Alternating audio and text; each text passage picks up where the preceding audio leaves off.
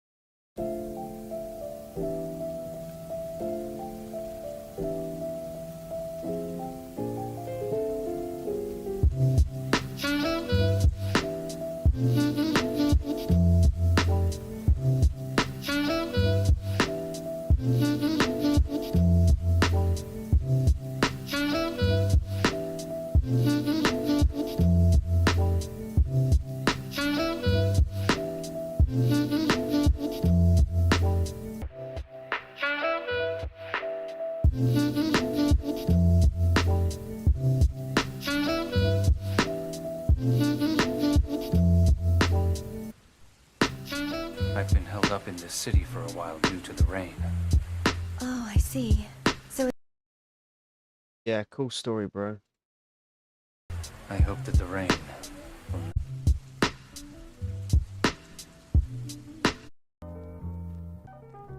Oh, might be better. There we go. Oh boy. Another day, another talk about Payday 3, eh? Hope we're all doing well. Hope we're good. Hope we're groovy in the hood. Who we got? Hello, Jack. Welcome on in. Good to see your face here. We've got Gilby. We've got Rebecca. We've got Crep. Hey up.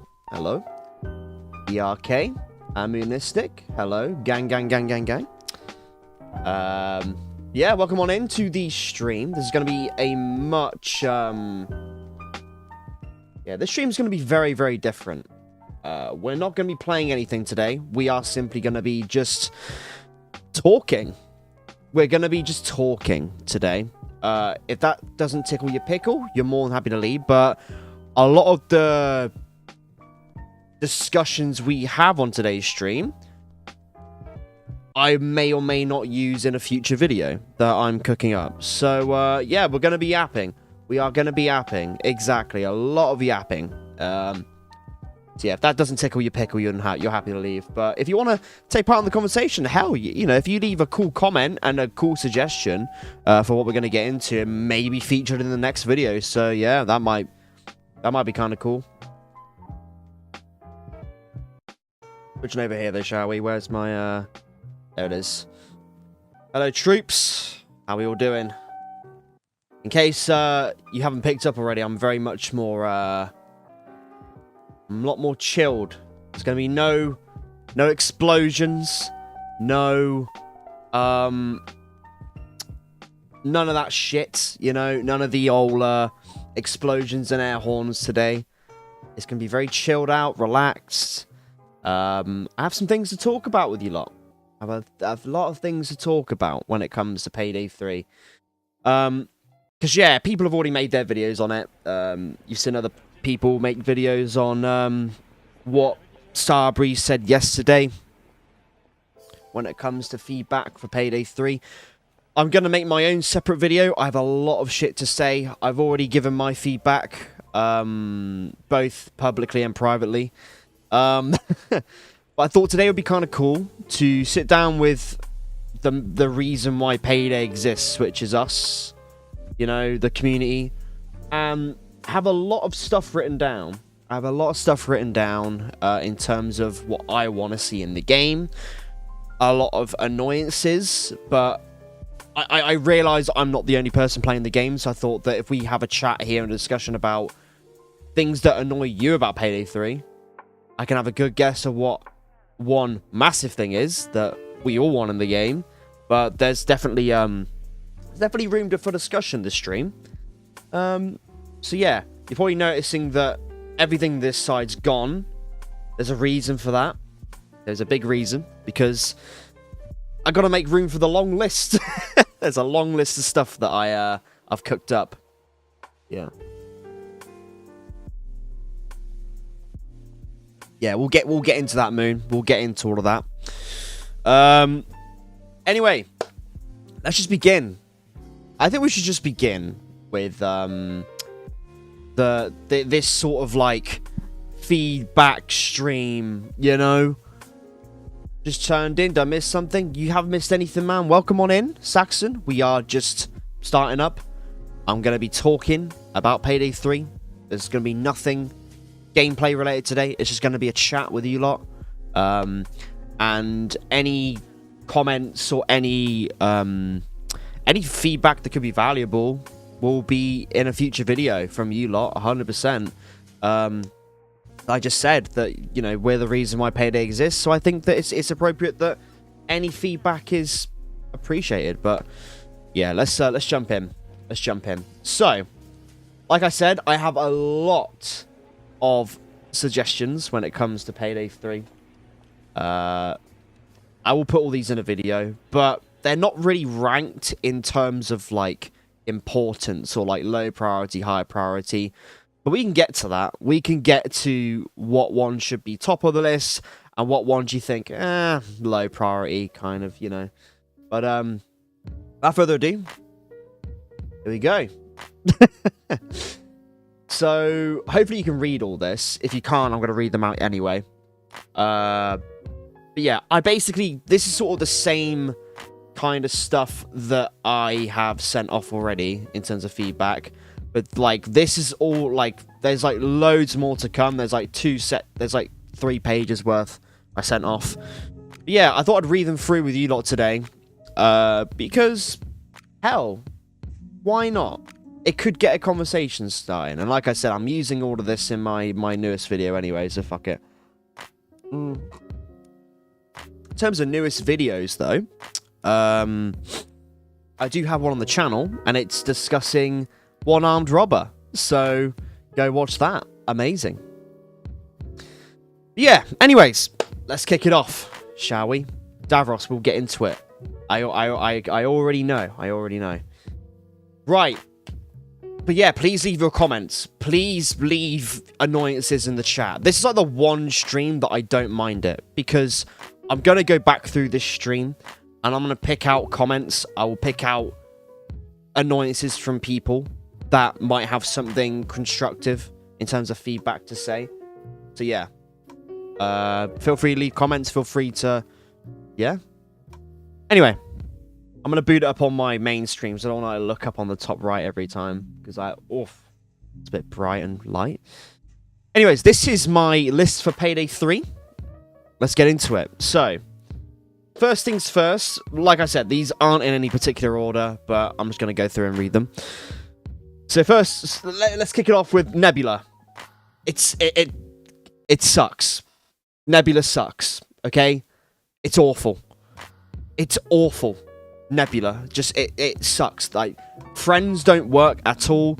Cannot see my full friends list on other platforms. Like, the amount of times where I've been streaming Payday 3 or playing with offline with people, and people add me, right? So people add me on Nebula, and like, for example, people on console, right? There's a few console players in chat that that enjoy Payday 3 and want to play it, and whenever I go live or whatnot, people want to jump in, like, that's why I stream. It's like, hey, let's get people on, let's get the community, let's play some fucking Payday, hell yeah.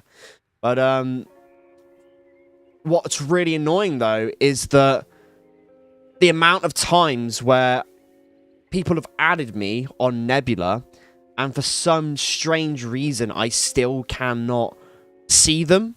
I can't see the people that I've added. They can't see me sometimes. Or for the most part, it's mainly that maybe I just have a lot of friends on Nebula. I don't know, but that shouldn't be an excuse. But the amount of times where, like, I've, for some reason, it's not coming up on...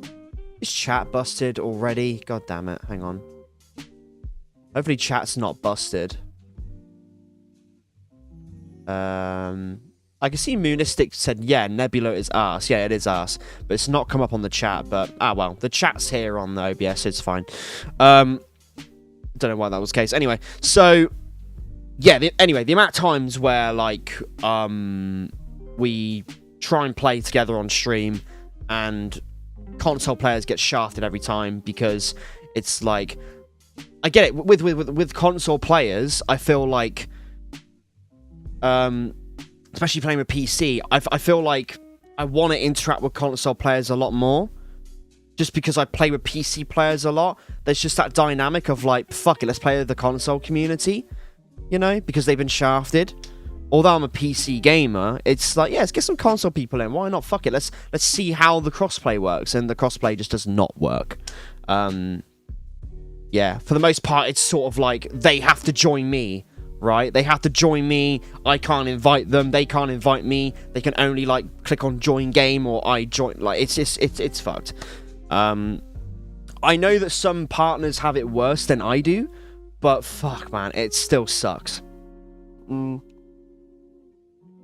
Speaking of Nebula sucking, invite-only sessions, they do not work. They don't work. The amount of times I've been playing by myself, invite-only session, which, if you can tell by the name, you can only join the session if it's an invite-only. Well, through an invite, sorry. So let's say that Gilby wanted to play, but I didn't want Moonistic to play. I invite Gilby, I don't invite Moonistic. In theory, that means that Moonistic cannot join my game, but Gilby can. Guess what, motherfuckers? If Moonistic has me on Steam and clicks join game through Steam, he can still join my game, because it's not through Nebula, right? Right?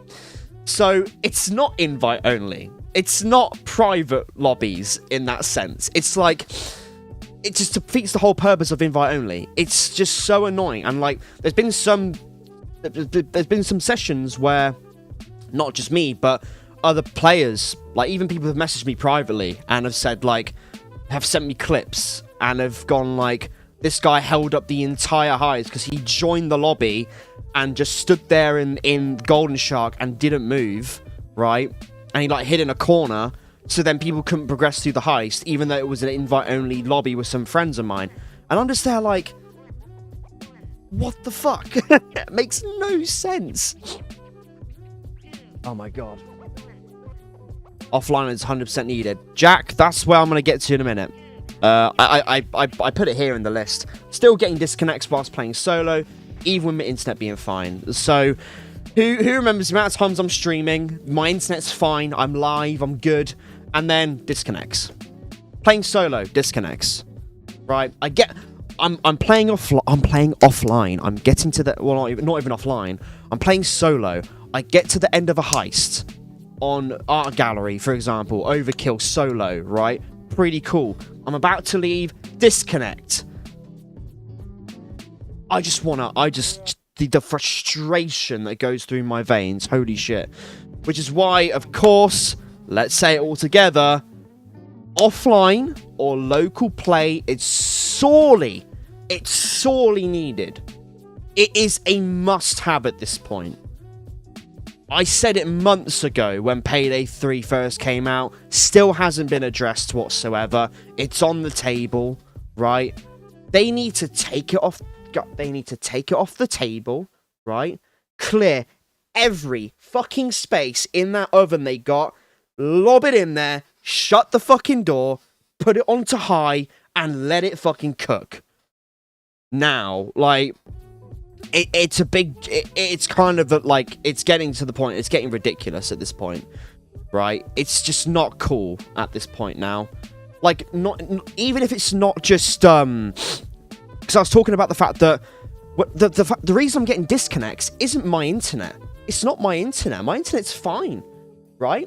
It's the fact that Nebula's fucking up. And the dedicated servers are fucking glitching again, or whatever's going on over there. And they're having a hiccup, which kicks me out of a game when I'm about to finish a heist, right? I'm trying not to get too mad. I'm not, like, mad or anything, but it's so annoying when that happens. Because it's like, Payday 2, if I want a solo stealth or something, I do it offline, right? But even if I go and play online, right, and someone else's internet messes up, they disconnect or whatever, right, that's fine. If my internet hiccups, I know that that's on my internet. That's not on the game. That's just my internet, right?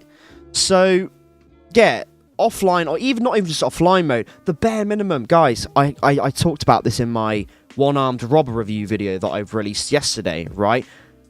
Just a local play, peer-to-peer, right? That's the bare minimum for a co-op heisting game. That's the bare minimum, right? I get it. They're trying to protect their MTX, all that kind of stuff. But at this point, like, even if they fix the game and it becomes the sequel we all want, the second they introduce that shit, back to square one again. The community's pissed. Look what happened in Crime Festa 2015. We all know what happened. After promising there would never be microtransactions. And shame on you for thinking otherwise. I remember the quote still to this day. Yeah, offline mode or local play, it's a must-have. It's a must.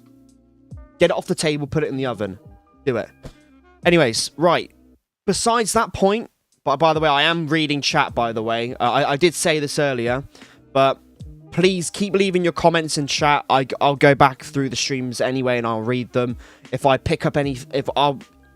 While I'm editing my video, I'll pick up stuff that you guys say, and I'll put it into the video if I find it interesting. Yeah, hello Trev, welcome on in, man. Hope you're doing good. Anyways, let's carry on. Menus feel so empty. More interaction needed. Like, guys, you load into Payday 2, right? There's all the shit on the right. Like, here's the thing. You got the things you need are on the right side of the menu, or for you, it's here. On the right side of the menu, all the key shit's there, right? But then Payday 3, it's just a barren wasteland in the menus. Like, there's just so much free, just empty, dead space. Like, your heist is in the middle, and then you've got play heists, tutorial. That's it. I guess they're making more space for... I'm gonna get to it later on. Maybe a safe house? Maybe a shooting range? Something like that? I don't know. Like, but there just feels like so much dead space right now. You know, even Payday 2 at launch, like, there was shit that filled up the screen and there was lots of information given to the player. So, I think that there needs to be more interaction on the menus. I think there needs to be more in terms of, like... How can I elaborate that further? More interaction, more space needs to be filled in the menus. Right. A big one below this is just bring back CrimeNet. Right? Or, like, what made... everyone's touched about this, but what made Payday 2 quite unique was the fact that it felt like everything was sort of... I was trying to word this good today when I was thinking of how to say this, but it's not that it's unfinished in Payday 2. It's like... You feel like you're a part of this criminal underworld with everything being so glitchy and it being CrimeNet and everything being sort of with that blue tin and everything being a bit slightly pixelated. You know, like the pre-heist videos and stuff, with it being like almost VHS-like. You know, do you guys understand what I'm trying to say?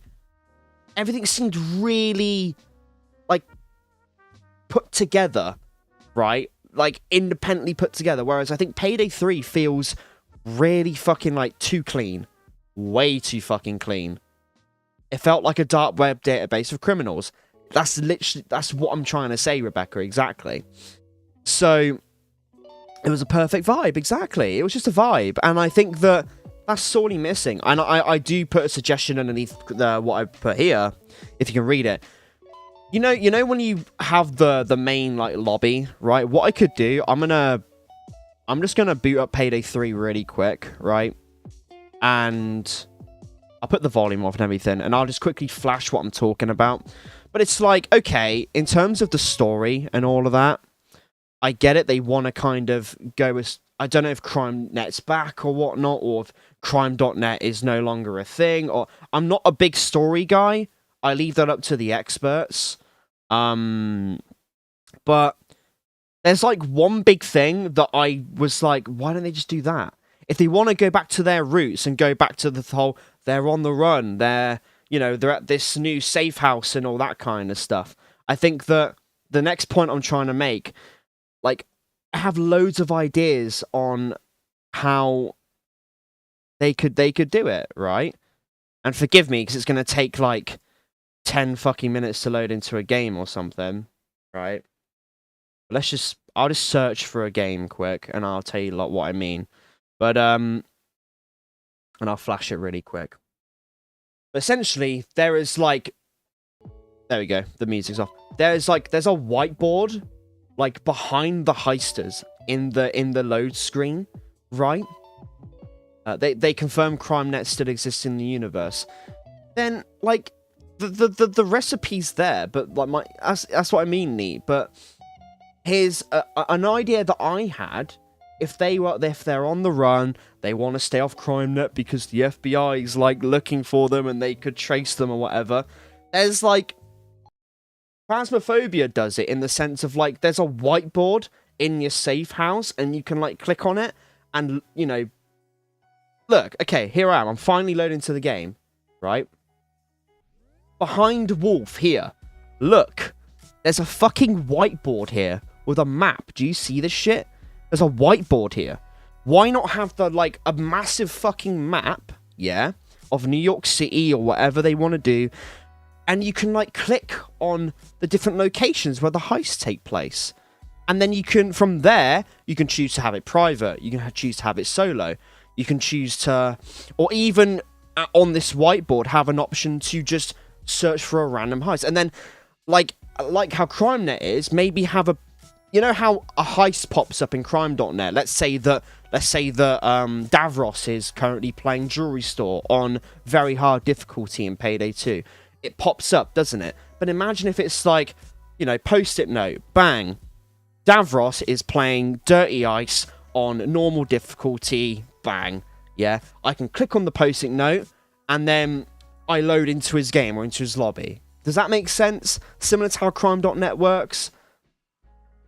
Does that make sense? And then you get put into this lobby where we are here, right? Where we can, let's say Davros is here and I invite Munistic in and Davros invites fucking Ali in, they can go there.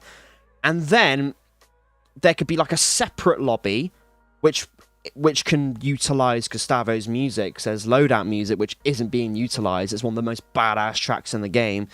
To then we can do our favors and then we can do our loadouts and then we can... sort of how like Payday 2, like this section in Payday 2 would be, pick a heist, click to go to the whiteboard, pick a heist, that kind of thing. Like, and then you feel like you're in the safe house, right? You feel like you're interacting more. That's why with Payday 2, you're in the main menu and then you can click crime.net and then you go into this big old database and you can click whatever heist you want. And, it's really tailored to your experience. And having a filter there as well helped as well, because it's like, okay, I don't really want to play Death Sentence. I don't want to play like Mayhem. I want to play Death Wish. That's a cool difficulty. I like Death Wish. You can filter all the people who want to play Death Wish there. Cool. Done. Simple. But yeah, that's kind of the... Anyway, we'll go back here now. That's kind of the example I was going with. I'll keep the game running if I have any other examples. Yeah. Absolutely agree with you coming here. The idea is really good. Yeah, I hope you understand what I'm talking about in terms of like a whiteboard. Like, I have a whiteboard down there. I don't want to show it because it spoils my next project. But I have a whiteboard that I write on a lot just to sort of jot down ideas. But that's sort of what I was going with when it comes to like a crime.net, but not even have crime.net. Have like post-it notes on a with like the pictures of the locations and stuff, Payday the Heist does it. There's like a pre-heist cutscene video of like photos of the heist locations with like the drill locations and stuff and Payday the Heist. If you guys know what I'm talking about. Like, just be creative with it, man. Like, be creative. Like, the community loves that shit. The creativity side of it, where it's like, it immerses you further into the world, you know? I think having like a little whiteboard there, with post-it notes of like the pictures of the heist locations and stuff with the contractor there and all that. Fucking, it'd be neat, I think, you know?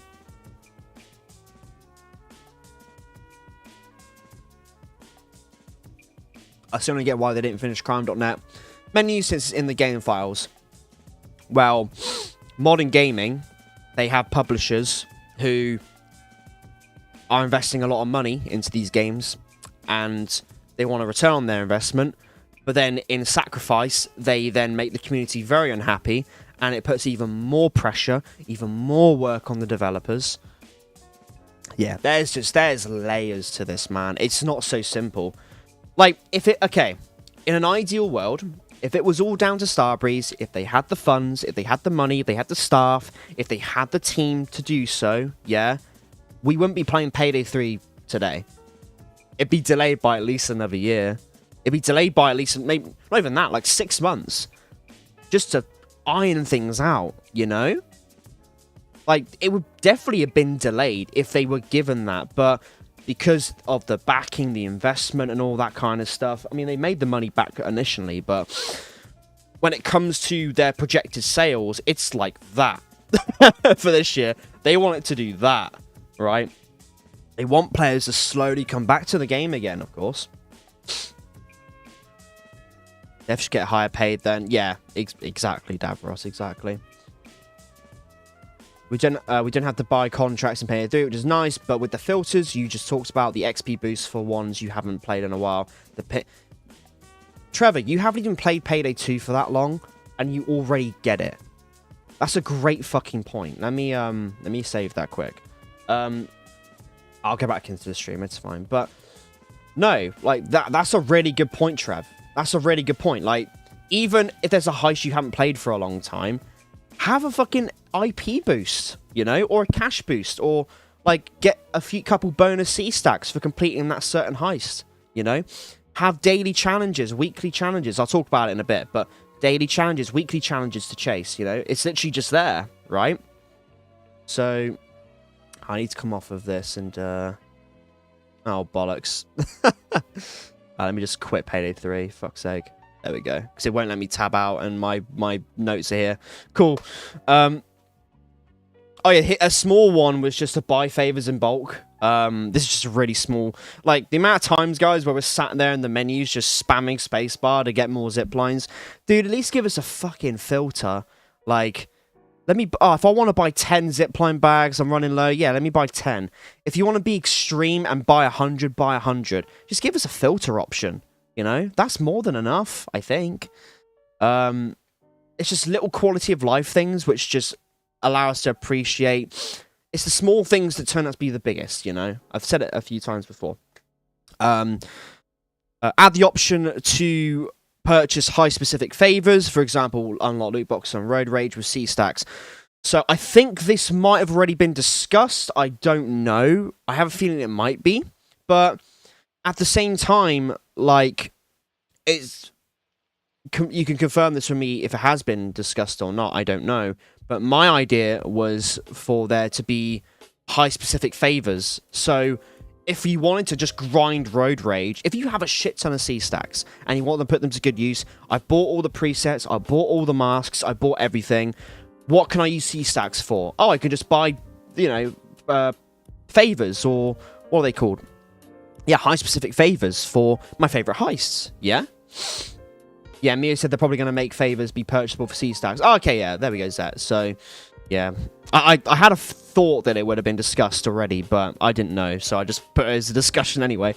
But yeah, no, it would, because at the moment, I've already bought everything there is in the game. Well, there's gloves, obviously, but I'm not going to buy fucking 40 different glove variants now. Like, I'm gonna wait for a bit and then save up my C stacks. But let's say we're in a lobby and it's like, okay, we're playing Road Rage. We want to get all the favors. Oh, you know what? I can spend 10 C stacks and get us a unlocked loot boxes favor. Ah, Moonistic and Zet. Oh, yeah, we got the loot shoot ones. But I have, like, a few extra C stacks left over. I can buy a zipline bag for... Not a zipline bag, but I can buy...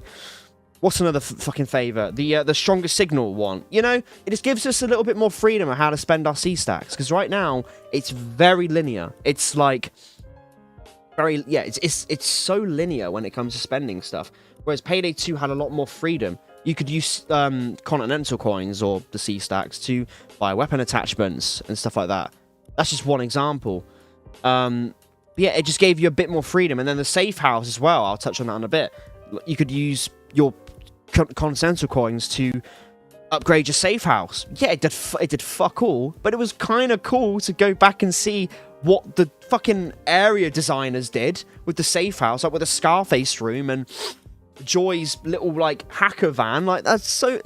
Like, once again, little stuff like that, we fucking love in the community. We appreciate it, because it's like, it just sort of builds... It just builds and builds, like, so much more immersion, and you feel like you're in the universe more. You know? But, yeah. Safe House was confirmed long ago for Payday 3, by the way. Yeah, but where is it?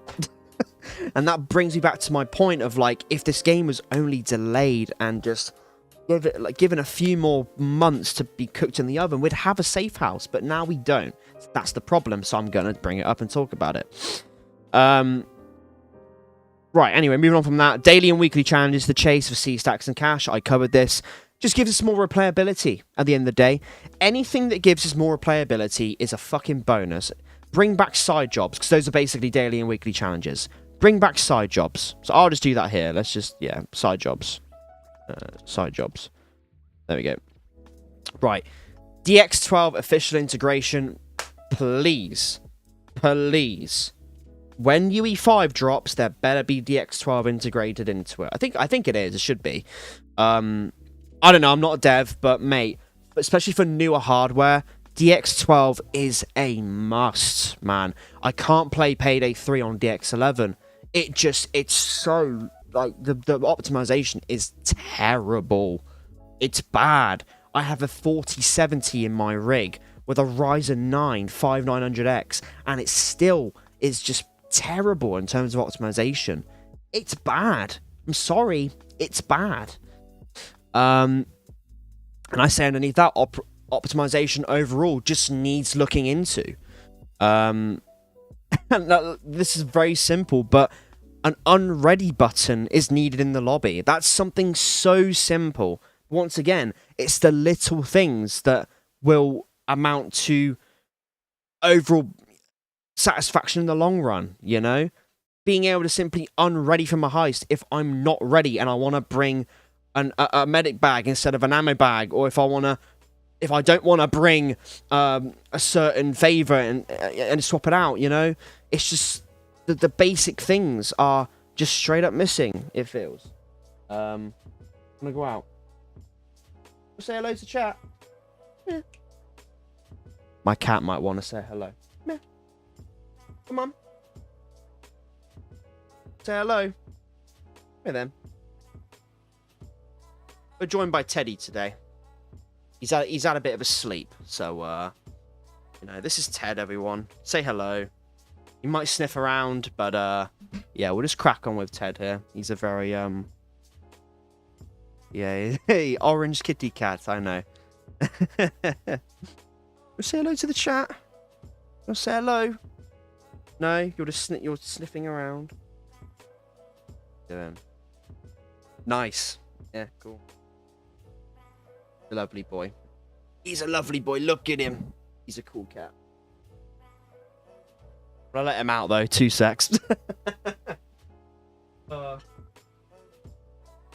on in.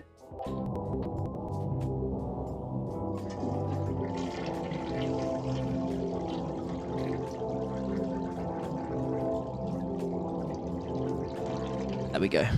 He's he's just woken up from a nap. Yeah, he's just woken up from a nap, and he's got hair all over my jumper. Great. We love him though. Yeah. We get Ted in Payday 3. Imagine. You know that cat in Dirty Ice, by the way? Can we have like a little window for Ted? Ginger cat? Ted? Yeah. Hashtag bring Ted to Payday 3. There we go. Get that started. Anyways, back on topic. Yeah, little quality of life features like an unready button in the lobby. That would be so cool. A kick button is just holy shit. So I demonstrated it in my one-armed robber stream, but if someone joins my lobby when I don't want them to or whatever, I can just kick them from the lobby. It's like Payday 2. If someone's griefing or being a dick, or you simply just want to make a space for a friend when a random joins, just kick them from the game. Just it's such a simple thing. It's so simple. It may not be so simple in the terms of being on Unreal Engine. I'm not a game dev, I don't know, but it's just that is something so small, right? It's so small that it's just a complete oversight. It's a complete oversight.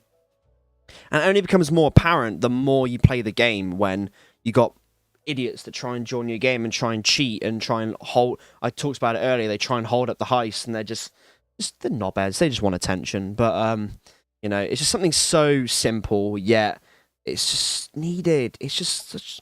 I don't know. Right. Oh yeah, separate lobbies for heist selection and pre-planning, similar to Payday 2. Excuse me. I talked about this earlier. Makes use of the pre-planning music from Gustavo because P.S. I'm already tired of the main menu music. That's literally what I said to them. I'm already tired of the main menu music. Or as the community puts it, the matchmaking error music. It's not the main menu music. As soon as we hear that, bow, now, it's like, oh no. Like, it's already just ingrained into our minds from launch. Like, it's completely ruined the track. And the thing is, shout out Gustavo because every song he's made for the game is a banger. But, like, that one song just, you know what I mean? It's just like, as soon as I hear it, I'm just like, shut the fuck up. Like, I can't listen to this song anymore. The jukebox feature, yeah, I did put that in my notes somewhere, I think. I can't remember. I don't know if you can see it, but it's like just at the bottom. Hang on. Yeah, we might have to drag up the suggestions a bit more now. Yeah. If I bring it up. Yeah. There we go. This is just page 1 anyway. Page 1 suggestions. Nearest to the Wicked, still awful when it comes to optimization. I think it's a shader issue. Nearest to the Wicked. This is like I said, these are just random notes. But, yeah, Nearest to the Wicked, it's still trash when it comes to the optimization. I think it's the shaders. I don't know what the problem is with that heist, but it's just so poorly optimized. Even on a rig as good as mine, it just sucks. Yeah, the next one, I think, is very self-explanatory. There's only one thing I want in the world, and it's that thing right there. Give me my fucking achievement now. Oh god, I gotta sort this out now. You know what's really funny? As soon as I posted that fucking video on what do you call it?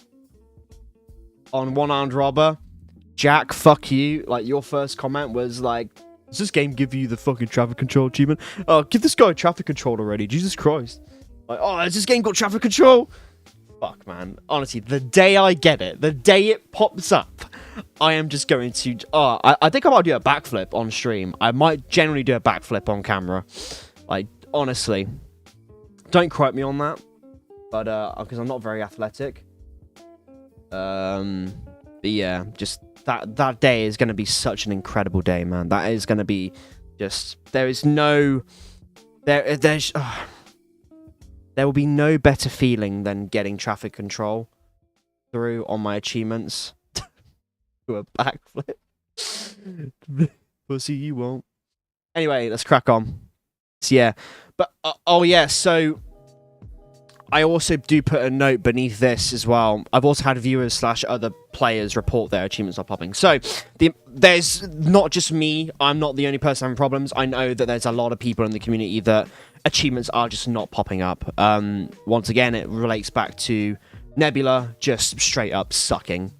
Because of all the stops and starts at launch. You know what? I reckon my Nebula, I reckon my traffic control achievement is buried in just the Nebula servers behind all of the disconnects and the matchmaking stuff from launch. I just think it's in an infinite void or something like that. So I remember Sea-Dog, another fellow Starbreeze partner and a fucking legend. Not really.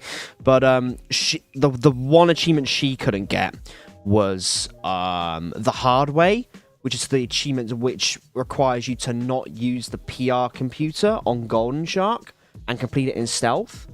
So basically, you just either guess or you put the computer interact with the computer on the PR computer, find out if it's like the bank manager, Liam, whatever, restart the heist and then do it. That's like the cheesy way to do it, but whatever. Here's the thing though, when we were playing on a separate branch to test out just test out the patch. I think this was when Turbid and Cookoff were being introduced. I think we went back and played all the heists. We played Golden Shark and her achievement popped. And we haven't played Road Rage yet. So, as soon as that next patch comes out, right, I'm going to give it a try on the separate branch. Because I have a feeling that if I play it on the separate branch, I think it might pop. But at the same time, I think it just kind of... There's a part of me that wants to get it on stream.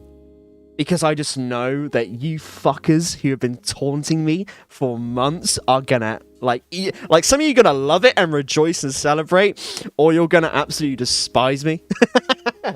So, I don't want to miss that moment. I think it would just be such a cool moment. But yeah. I don't really want, like, even if I do, like, even if I do end up getting traffic control, if it's on the partner branch or whatever, yeah, that's going to be a day to remember, honestly. Alright, so, let's continue. What's next? Besides all that, right, another random note I put in. So, Golden Shark Phase 5 stealth music doesn't play in the heist. It doesn't play. It should kick in once you loot the vault and the escape prompts. Right, that's when Phase 5 should prompt. So, I don't know if you guys know the heist tracks as well as I do. But, so, in Golden Shark, you have, obviously it's 5 phases of stealth. There's Phase 5, which is, it's a banger, by the way. If you don't know what I'm talking about, let me get it for you lot. I will play it on stream and tell me whether or not you have heard it in-game or you haven't heard it in-game. Let me just mute my volume quick and just get to the point in the track.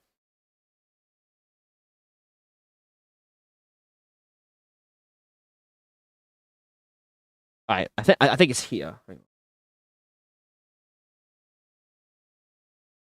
Right, there we go. Right. So this is Phase 5 stealth of Golden Shark. Not this bit, it's Phase 4. Now.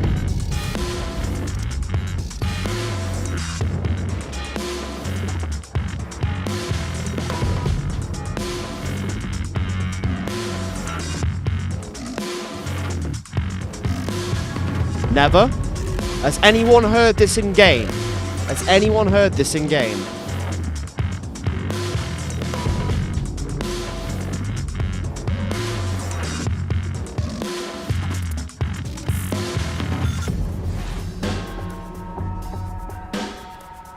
Right, so we have a majority nope, they haven't heard it, but you've heard it, Moon. So there's clearly, for the majority, there's a problem there. Because most people have not heard Phase 5. So I'm kind of wondering, are there any other tracks that have music missing? So that's just one example. But I think for the most part, I mean, fuck me, I've studied the soundtrack for like months, so I've just listened to all the tracks to death. But that Phase 5 has never ever played for me. I hope Gustavo doesn't mind me sharing this, but when the premiere was going on for the soundtrack project, the my own voice soundtrack, the Payday 3 soundtrack, but it's only my voice. We were sort of talking, like, DMing and all that, and when Golden Shark was playing, I just said to him, I said, do you know that Phase 5 doesn't play? And he was like, have you beaten the heist? I'm like, hundreds of times. So yeah, I remember messaging him about it, and he was sort of like, that's kind of weird, like, doesn't play. I'm like, no, has never played for me, never. And everyone else who I've played with has not heard it. I remember talking to Trevor about this as well. I think I talked to you, Trevor, if you're still about.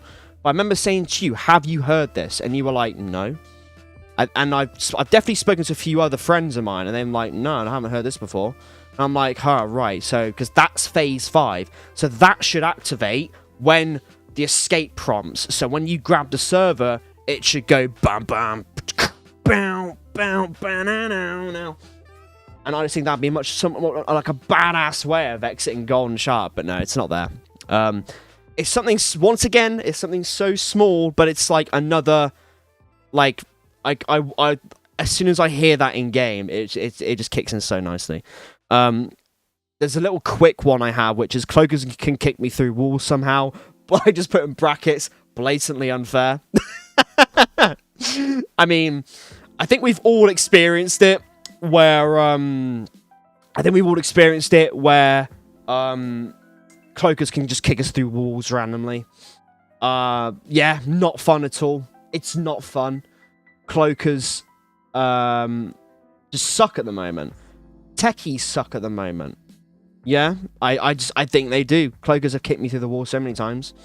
Hi KMD, hello Thresh, welcome on in. Hope you're doing good.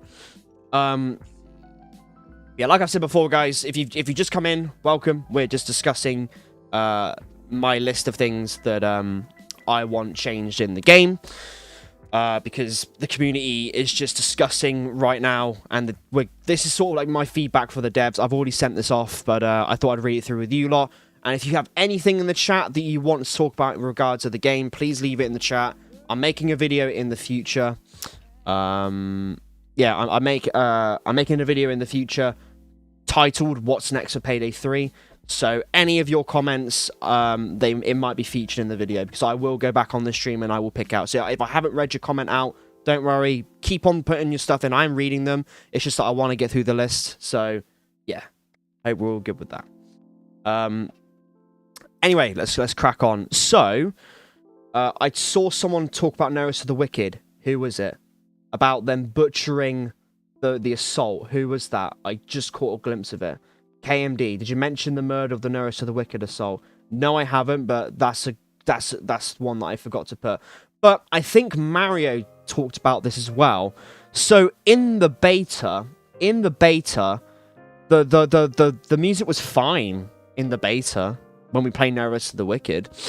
But when the release came, the loop's completely fucked up. Like, it doesn't loop properly. It sort of replays the second or third phase of the assault. Because I barely hear the bit in the soundtrack where it goes, how do I do it again with my voice? The boo-doo, boo-doo, boo-doo, boo-doo, boo-doo, boo-doo, boo-doo, boo-doo, and you know the bit where it goes,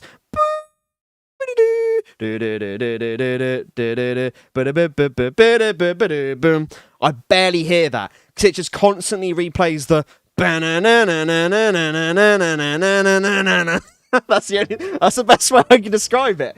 But it's like, yeah, like you said, Candy, I don't know what happened, but they've just completely butchered the assault of that track, which in my opinion is one of the best assault tracks in the game, besides Golden Shark and 99 Boxes. But banana, yeah, exactly. Yeah, I think just in terms of notes for the sound team, they need to go back and basically look at the assault tracks that Gustavo had written for them, and just see maybe there's a few hiccups here and there, you know, like I previously discussed with what's the track, Golden Shark, with the stealth phase.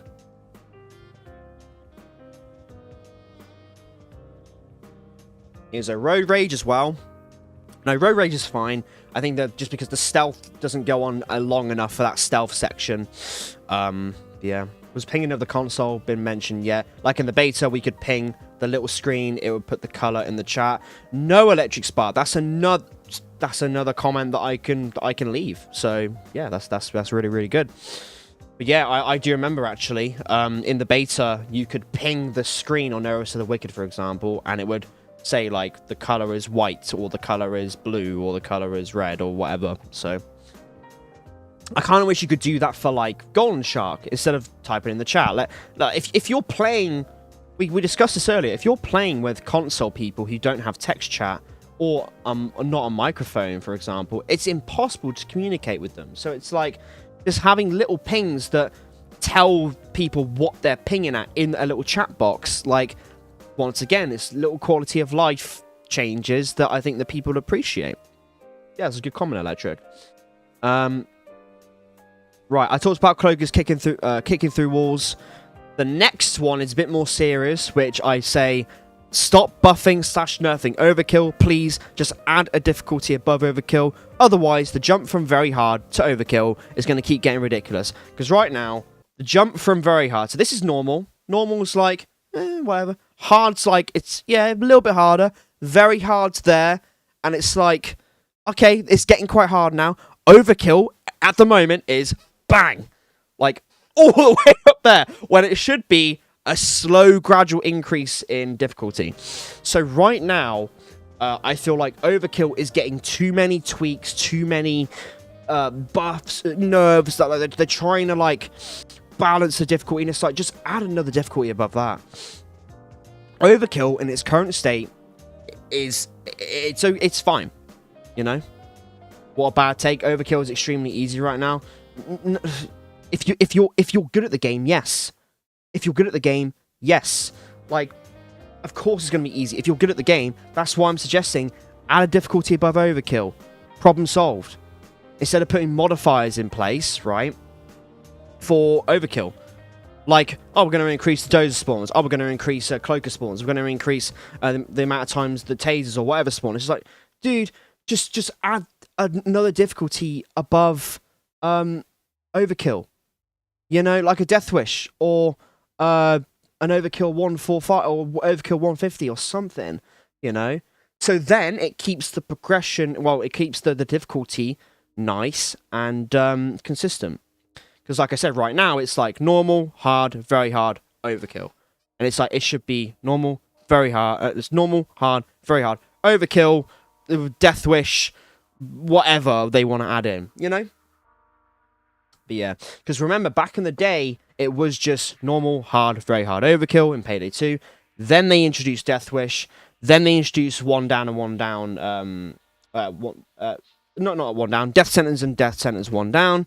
And then they had Mayhem in the update as well to have that, like, sort of gap between Overkill and Death Wish. It's so fucking confusing how the difficulties work in that game.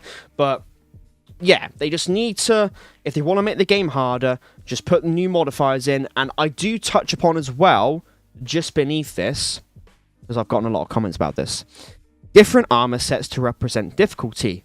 For example, Overkill SWAT colors could be different to lower difficulties. Remember in Payday 2, where you have, from normal above, you have like the blue SWAT, and then like the green FBI agents come in, you know, on like Overkill difficulty. And then like Mayhem to like Death Wish, there's those like tactical digital camo SWATs that come in. And then on Death Sentence and that, you have like the, what they called, the fucking Mission Impossible team, Z team, is that what they're called, I guess? But just so it can clearly illustrate the difficulty you're playing.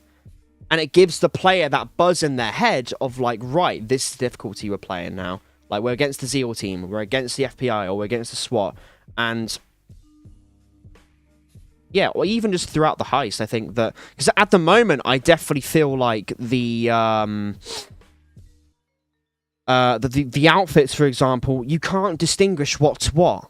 You can't really, from afar, you can't really distinguish what's a normal SWAT or a heavy SWAT. They need a rework when it comes to the armor designs, I feel. Oh, hello, Goose. Welcome on in, man. Good to see you.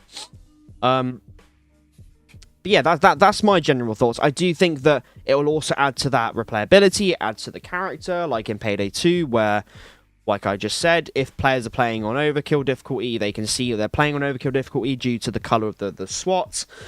And if you're playing on a hard difficulty, they look meaner, they look tougher, they look more badass. So, or not even overkill, sorry. If they're playing on death centres, they look meaner, they look more badass to represent that difficulty. So I think that, yeah, that'd be kind of cool to add in. Oh yeah, this one's a cool one. Modifiers, like in Payday 2. Make the heist easier or harder for an increase or decrease reward. Example, dozers take double the amount of damage equals more IP payout. That's just an example I had. Like, this is an example I gave. Would bring variety to the gameplay, and it would add replayability to the heist that we've already played 100 times. Because right now, there's certain Payday players, right? Like me in Payday 2, for example, especially when you get Max Infamy. I was Max Infamy for a long time, and then obviously they did the next Infamy update, and by that point I was kind of burnt out from Payday 2, so I was like, fuck that, I've got uni going on, I've got work and all that kind of stuff. But it gives players the option to go past Infamy 25 and keep grinding, and it gives people that incentive to keep grinding. And I think that having modifiers brings players once again, even though in Payday 2 you didn't really get much in terms of like rewards really for doing modifiers. I think it deactivated your achievements actually, but what would have been really sick if you played with certain modifiers to get certain achievements. That would bring even more replay value to it. But it's nice though that they did do the modifiers, you know. So yeah, the example I use, let's say for example there's like double the amount of cloakers, or every enemy's replaced with like not every enemy, like let's just like think of wacky shit. Every normal enemy's replaced with a shield or something, right? And then you get a bonus payout at the end. Just something to give us a bit more of like replayability and just adds to the fun factor. Like Payday 2, one of Payday 2's modifiers was like shields can deflect projectiles. I remember that being one, right? But like, even though it sounds silly, it's like it adds to replayability. It's fun. Imagine replacing all the cops with like cloakers, just for a fuck around and find out kind of challenge. Imagine a heist where you're constantly on your toes and you just hear wooloos around you because cloakers are chasing you. Like, it's a dumb idea, but once again, Payday 2 has a lot of dumb ideas. Goat Simulator heist. And I love that heist because it's a dumb idea, but it adds to the character. And I get it, they're going for a more serious approach with Payday 3, but I think having like sort of like a modifiers style would, once again, like I've said before, it just adds to replayability. I think anything that adds to the replayability is a good thing. It's a good thing, and I do touch upon loads more later on. I just said beneath this, I think we can all agree, more content in general is sorely needed. Classics returning alongside DLC heists is always a nice gesture for the community. So, I think that Cook-Off and Turbo Station were appreciated by the community as a whole. You got the people obviously in one corner who were like, oh, they're already relying on classics because the game's dead. But no, they're reimagined versions of the heist that we love. And if they're free, fuck it. They're free. I don't care. It's free content. I'm happy to play it. It's on the new engine. I don't mind. I like Cook-Off. I like Turbo Station. I think they're fucking cool. It's free as well. So, amazing. And to see the heist completely remastered and reimagined in Unreal Engine, I'm all for that. And I have more suggestions beneath. These are like my top 4 heists I want at the moment. I just said if they are gonna do more legacy heists, I do have. These are my suggestions. So what we'll do now in the chat is we'll do this. Name a classic heist in either Payday the Heist or Payday 2. We're talking classics here, right? Preferably not DLC, because I guess people who paid for the DLC in Payday 2 and Payday the Heist will be a bit... No, Payday 2. But I think that if you're talking about bringing back a DLC heist as DLC, I think people might get a bit pissed off with that. So, an unpaid classic heist. Go. I'm already seeing Shadow Raid, and that's my top pick. I think that a lot of people's top pick is Shadow Raid, because that's my top pick. I want to see how they do Shadow Raid in Payday 3. They should make weapon modding more robust right now. It's about using the best attachments that are located on the bottom of the list. No weapon hitting like in Payday 3. Exactly. Yeah, go Nick. We've got another Gordon Freeman profile picture as well. Don't let Gordon let you see that. But, no, I definitely agree with you, Nick. I think that, yeah, the whole, like, weapons kind of feel a bit... the weapons themselves are fine to use. I have no qualms with how weapons work in Payday 3. I think in terms of weapons, like, doing more damage to the head, like, the one-shot tapping with the SA, it rewards good aim. Same with the Castigo. If you can one-tap people, I'm fine with that. It rewards good aim, I'm fine with that. But I think when it comes to more attachments and more... Even with the... I talk about the paint jobs later on. Even with, like, more paint jobs and more interesting patterns rather than just static colors. You know? What happened to the cool paint jobs in Payday 2, which... For, like, a Christmas theme, have, like, a fucking wrapping paper, like a green wrapping paper or a red wrapping paper Christmas theme. Like, little shit like that. Like, where's that? Just fun stuff like that would be amazing. Now, if you wanted to, make us charge C-stacks to use them, because once again, that adds to replayability by making you play the game more and wanting to earn C-stacks again to get another paint job. So if you want to have more use of C-stacks, because right now, there's not much use for C-stacks rather than getting presets. Shadow Raid or No Mercy. No Mercy's a good one as well. Meltdown. Sheesh. Meltdown being... I don't know how they would do the forklift driving, though. I don't think they're doing any driving in Payday 3, so I don't know how that might work. Unless they were... Once again, it's a complete reimagining, so they could completely reimagine how you get the loot out. So, that's still not... It's not a bad shout. Mountain Master. That's a paid DLC, though, I think. For the City of Gold. But that would be really cool to see how that is also. And yeah, Shadow Inferno as well is a fucking great heist track too. So I want to hear Shadow Inferno 2024, something like that. That'd be kind of cool. If Gustavo went back and remade or reimagined, like how Simon Viklund did, like I Will Give Him My All. He did what are the fucking tracks that he like the drum and bass remix for Mayhem and Dressed in a Suit. My mind's gone blank, but all like the remakes and stuff that Simon did. Like Breach 2015 for the Diamond, when Clover was introduced, I remember. Like little things like that. I can see Gustavo going back and going, oh, let's see how I can improve my older music. Yeah, Shadow Inferno is a great track. Car Shop. Once again, I don't fucking know. Slaughterhouse, maybe. Slaughterhouse is a good shout. Here's my top 4. You've already put your discussion, your suggestions in chat. Awesome. So Shadow Raid was one. Panic Room was one that I had in mind. And I remember saying this on a live stream as well. I thought this heist could work really well in Payday 3. Now, hear me out. In Payday 3, there's only one heist I would consider close quarters. Or two. It varies. I guess No Rest of the Wicked starts more close quartery. And then it goes into more long-range combat. Touch the Sky, I feel like, is the only heist that's, like, very much close proximity combat. You know? Road Rage, kinda. Yeah, it's more medium combat. But I think if we had a heist, like Panic Room, which is just a claustrophobic, like, make proper use. Syntax Error is a good example. Syntax Error is really fucking good for close combat. So I think more close combat heists, like a Panic Room, for example, would be awesome. To really make use of the shotgun, the SMGs or whatever new weapons they want to bring to the game. 4 stores. Hear me out. Okay, me and Sea-Dog have been cooking, right? We have a laundry list, but genuinely, I would love to fucking see a reimagining of 4 stores.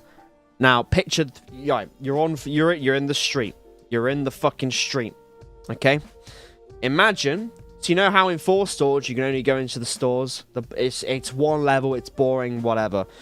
Imagine if they expanded those stores, and let's say to fit in with the story, it's like, you need to look into these stores here because the assassins that or the triad, whatever the shadow organization have information on you that you need to destroy, and they're hiding them in a certain safe in one of the stores. Go get them. That could be the objective. You have to like go in and drill a safe or stand in circles. Fucking God forbid. To open up a safe to then steal something, and then anyway. I don't know how it could work from a lore perspective, but it could work. But I'm saying, open up, so the ground floor stays as it is, but imagine there's like either ladders behind the back of the alleyways, or using zipline bags, you can zipline to the fucking roof of the stores, and if you call an overkill weapon in, you can sit on the top of the fucking rooftops and snipe down onto the street. Guys, get me over there. You know that Always Sunny when he's like scheme, guys. I'm thinking, this keeps me up at night, guys. This keeps me up at night. This keeps me scheming at 3 in the morning. Like, imagine if you could just zipline to the top of the 4 stores, and imagine if you set up a zipline to go and zipline between the different stores. Imagine you could zipline on the rooftops of the stores, right, and like fucking shoot down onto the street. And another thing on my mind as well is that Payday 3 has the lack of sort of like interfering units. You have the Doze, that's kind of interfering unit. Do you guys remember the fucking SWAT turret? Or Captain Winters? We have an FBI van. That's kind of like a Captain Winters. Remember the FBI... No, not the FBI. Who remembers Captain Winters? Which gave you like an interruption objective of like, fuck, we gotta go sort Captain Winters out. But it spiced up the gameplay a bit. Remember SWAT turrets? Like, for example, in the First World Bank, that remake where the SWAT turret came in and just disrupted you. The SWAT turret sucks. That's the point. The point is for the players to go, fuck, the SWAT turret's here. We gotta rethink our strategy here, and we gotta work around that. It just adds variety to the game, you know? It's just official things you want. It's things that I want. It's things that I want. If you want to go back in the stream, we've already talked about a bunch of stuff. You're more than happy to. But any suggestions? These are things that I've sent off to Starbreeze. I'm happy to share these, honestly. But I wanted to make the stream to kind of discuss with you lot. I'm currently making a video right now talking about what's next for Payday 3. And it's talking about this list and talking about the changes I want to see. So... But yeah. On that note as well, I don't want to keep repeating myself. So mods or Trev, anyone, if anyone's free to pick up new players, not new players, to pick up people who've just joined into the chat, bring them up to speed with what we've talked about, more than happy for people to do that. I'd really appreciate that, so now I can stay on topic. Where were we? 4 stores. There we go. So, right. Thank you, Trevor. So, keep that in your head. 4 stores.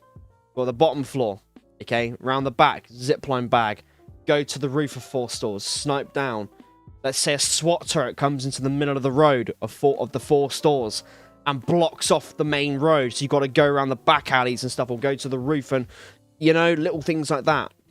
That's what I'm thinking of a reimagining for 4 stores. That's what I'm thinking. Get me over there. Starbreeze. I'll get cooking. Get me in the whiteboard room.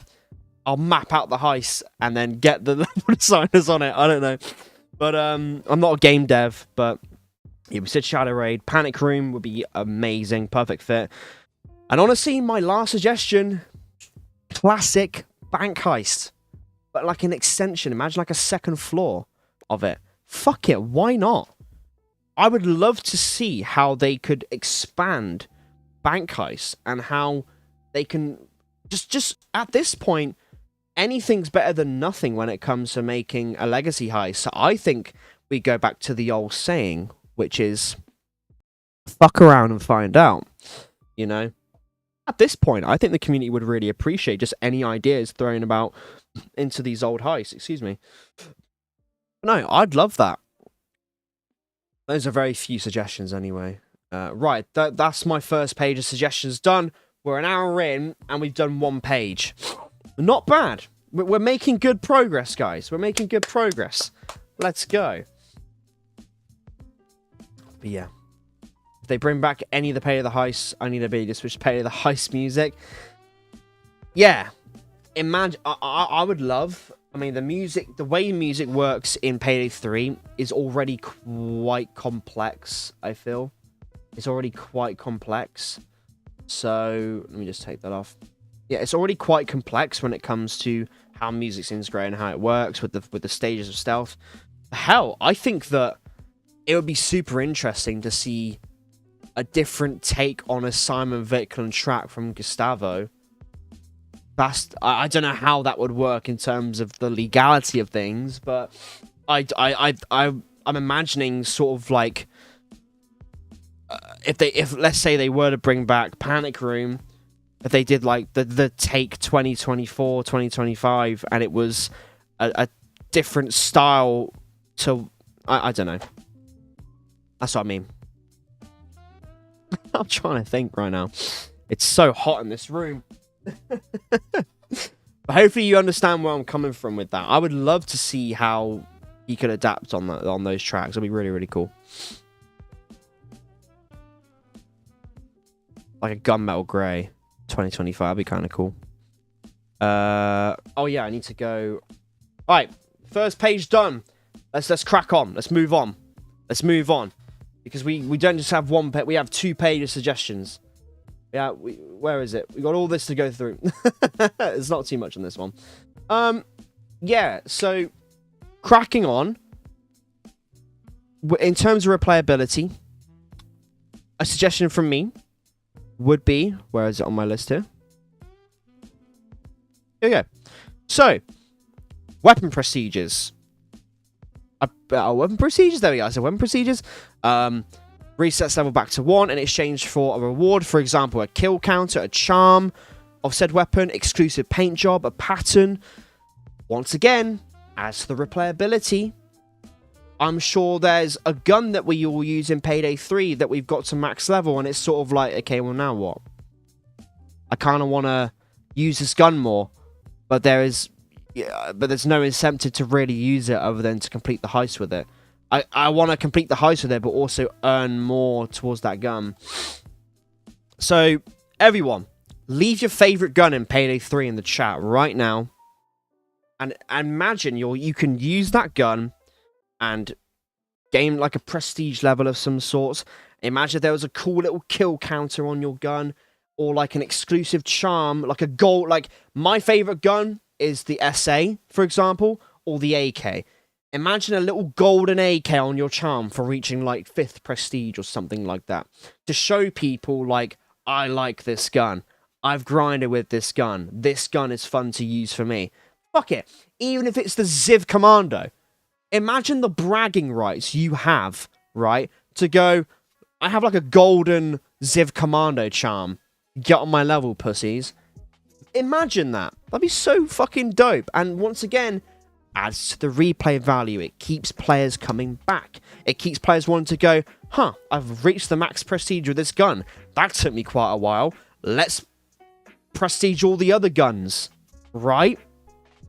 Or hell, I'm going to try and get to like 10,000 kills with the fucking shotgun. The FSA shotgun. You know? So, just once again, as to the replayability, it keeps players coming back to the game because you want to grind more. Right? Payday 2 is a great example. The reason why we came back to grind for those infamy levels was the new masks you get for infamy. And remember the little infamy, when you infamy back in the day, you get the little infamy reward token thing. Well, now it's very much straightforward of like you unlock everything in a certain order. Back in the day, there was an infamy tree. So infamy 1 got you the cool little shades.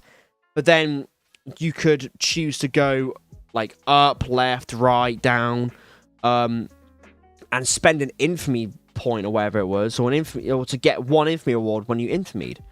And there was like there was masks around the outside, and there was also the plus 5% infamy bonus, right, on each one. So you could choose to either go, hell, I can go for a mask, or I can go for a plus 5% XP boost. Once again, it gives the player choice, replay value, right? That's what I mean about the prestige levels in Payday 3, if they were to implement that. Because fuck it, the HUD, in terms of the combat, they've taken a lot of, like, you know, notes from Call of Duty when it comes to how health is displayed in armor. Fuck it. I mean, if they want to go down that similar kind of Apex Legends, if they want to go down that kind of route when they want to make it mainstream, in terms of a mainstream UI and HUD design, I'd say fucking own it. Own it. And make the progression similar. Because once again, the reason people play Call of Duty is to grind. Give us a reason to grind. And give us a reason to come back to the game. Give us a reason to chase challenges. You know, anything that gives the game replayability in the long run is good. Because it keeps players coming back. Right?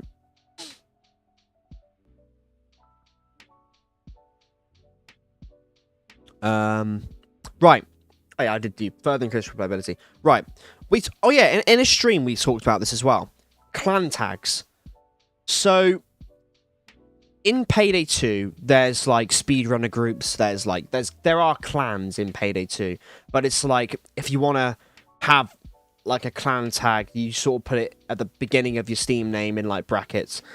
I just think it's a cool little. Once again, it's something so small, but imagine if I had a clan tag just Lil G, and 3 of my other friends rocked the Lil G clan tag. Just type Lil G, a four-letter thing, to show that we're the Lil G clan.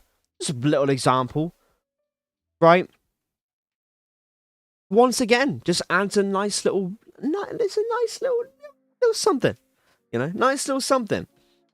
4-letter tag for groups of friends or communities. If you have a group of friends that want a fun little clan tag to go with your heisting crew, that doesn't hurt anyone. I think that's kind of fun. Option to customize mask presets. Mask presets are pointless. They look cool. They look really cool. But at least give me the option to customize them. Like Payday 2, for example. Remember getting a DLC? Imagine in Payday 2 if you got a DLC mask, right? And you wanted to paint it gold, but you couldn't. But in Payday 2, any DLC, any mask in that game is customizable. Even the infamy masks you get. You can customize them to your heart's content. I hate it when Payday 3 restricts the player of what they can and can't customize.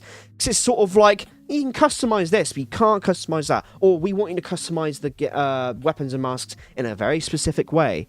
Like, hell, even with Payday 2, you could argue, oh, well, Payday 2's customization is quite limited. But at least when I load up Payday 2, if I go, right, well, I want to put this camo on my gun, but you can choose how big or small you want the camo palette to be, and I can combine it with a certain charm. At least there's option there. There is more freedom there for customizing your guns, rather than just a few paint jobs, a few colors. Woo. Same with the masks, there's a few patterns. Woo. Very cool. Yeah. The give people an incentive to buy your mask presets. That fucking nerd mask, right? I want a golden nerd mask. Or a platinum looking, or a pink nerd mask. How fucking funny would that be? Running around in a pink nerd emoji mask. Just, it's so stupid. But it once again gives the player freedom in customization. You know? You're paying money for a DLC and you can't even customize the masks that you purchase with your own money. I mean, if you own the gold or silver editions, then, you know, still, like, it's you've you purchased the gold and silver editions, you should at the very least be able to customize the masks you paid for, I feel. Yeah, sure, like weapon customization's a lot more open, but it's just a few paint jobs and it's just a few patterns. Granted, the paint, that's not me knocking it like too much, because the paint jobs on the weapons, the patterns, for the most part, look pretty badass, right? They look pretty badass. I love the way the gold looks on my guns, or even that like pink camo. You know, if I get to 150, you get that blue like paint job, but I want a cool pattern in between the blue to shine through, you know, like, so I have them on the presets, but I want to be able to customize those presets. Give me an incentive to pay for those presets using C-stacks. What's next? Here we go.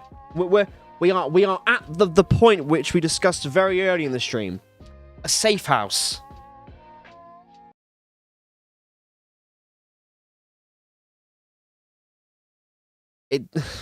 Do I need to elaborate further? I don't think I need to. Just it adds to the, once again, the immersion, the roleplay factor of being a heister. Even if they do another safe house raid mission, I barely did those in Payday 2, but there were some times where I thought, I'm not gonna let the crew handle it this time. I'm gonna do a quick safe house raid. That'd be quite fun, just because I'm in the mood to do so. They've given me the option. Fuck it, I'll do it. But yeah, I think that I can imagine it's coming down the line. But man, once again, like I said at the start of the stream, if the game was delayed just for a few more months, they could implement something like that. Yeah. And once again, if you wanted to customize your safe house and upgrade it, it gives C-stacks another incentive.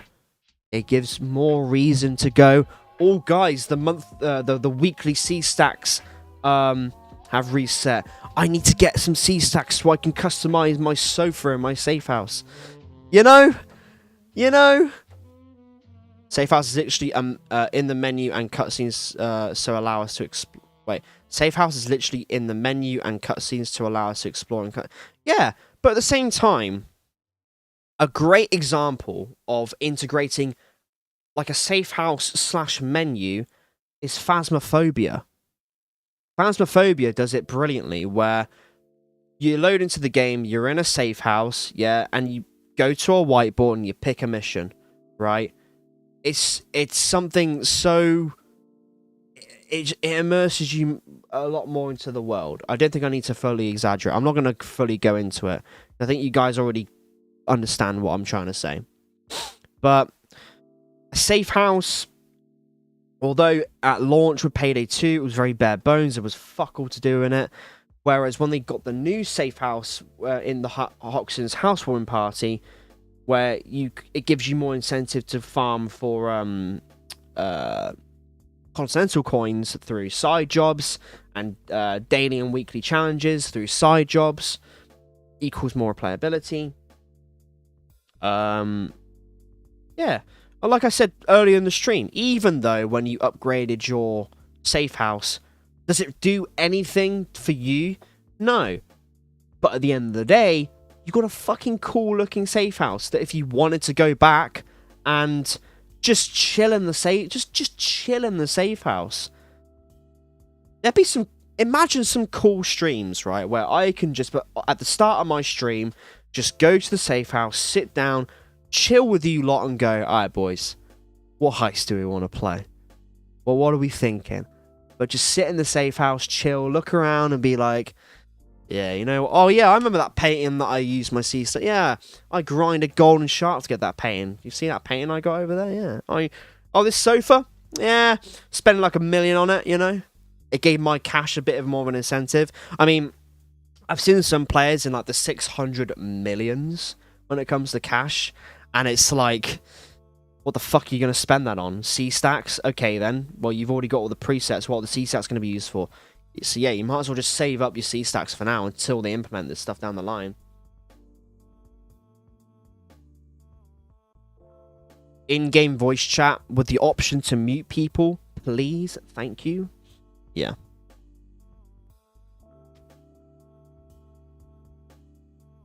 You can even vote on what one you want to do. That's what I mean. Like, going back to the whiteboard idea from earlier on in the stream. Like, imagine like in Payday 2, you have the pre-heist lobby where you can choose a heist, select it, then you go to the loadout screen, right, or the pre-planning screen. Imagine that, where you can have the choice to put 2 heists up. Oh, guys, I don't know what heist we should play. Let's put it to a vote.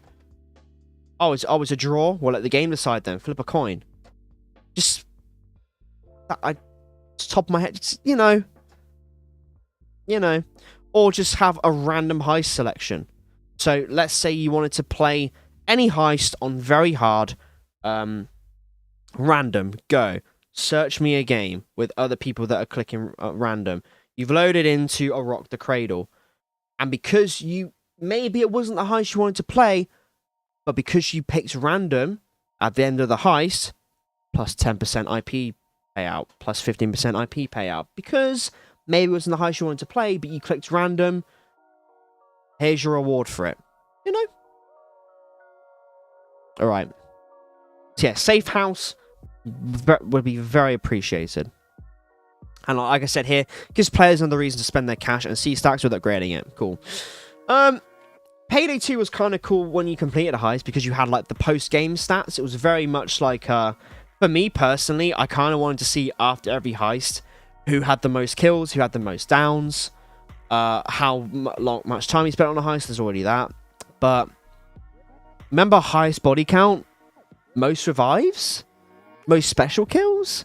Maybe most bags carried or bagged into the chopper, most damage done, imagine that, most damage taken, you know, just something like that. Imagine like a little post-heist award ceremony, like in CSGO or any other game, like highest accuracy, exactly set, like, you know, you have me in the middle there, because I'm the best, obviously, with highest kills. And then person to the left of me could be like the most revives, most bags, or most time spent doing objectives, whatever, you know. Another, just throwing it out there, a little idea. But it also, when you're playing with a group of friends, it'd be quite fun to kind of have that friendly competition of like, well, you got most kills, well, I have more accuracy, you know? I think that's what made Payday 2's post-game thing so fun. It was like, you know what, I got a lot of kills here, but this guy had much more accuracy than I did. I don't know, it just added to that, once again, that camaraderie and that cooperation side of it, where it acknowledged the players that were doing good in the heist. I get, it's sort of like participation medals for those who deserve it, kinda. Oh yeah, a very small one, but it's like, it's so, who was it on my live stream when we were playing One Armed Robber, who was like, they have a take counter and Payday 3 doesn't have a take counter? If you have a mod for Payday 3, there is the bagging loot mod that I've got, which tells you how much, tells you what bag you're bagging. It has the cool fucking bow wow wow. Like in Payday 2, if I bag cocaine, it tells me $300,000. That just adds to my fucking dopamine hit. Like, every time I bag something in Payday 2, and it's just that fucking bow wow, and it's like, like, you've bagged, cash, you bagged gold, you bagged cocaine, meth, whatever, right? Just something so small that makes the player go, yes, I'm progressing. I'm going to get so much money for, if I get out of this alive, I'll get a lot for this. It's just, yeah, it further adds to the interaction and the replay value. Yeah, a take counter. It's very much at the bottom of this, what we can do now. I'll touch upon it later, but there's like one thing at the bottom that I would quite like to see. Let's do that. Let's just put it at the bottom. Why not? Like that. Yes, we've done take counter. Different shaded loot bags to signify types of loot. Kind of already done it with the bags, with the meth on cook-off, with the blue and red smoky bags. So what I mean by this, right, just an idea, would also add to the immersion, would be, so in the new cook-off heist, or the remake, every time you bag blue meth or pure meth, it's blue on the bag. It's smoky. It signifies that, hey, this is a good fucking batch you've cooked. Well done, player. But then if you cook a bad meth, it's red. Boo, you suck.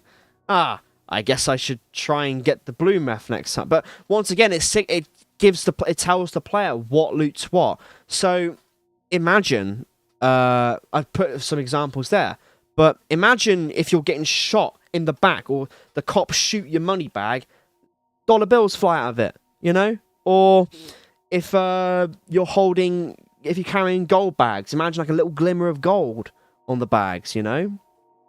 Or paintings, like in the Surface Art Gallery, having like paintings like sticking out of the bag, you know? Just adds to the immersion. It adds to the immersion. It adds to the replay value.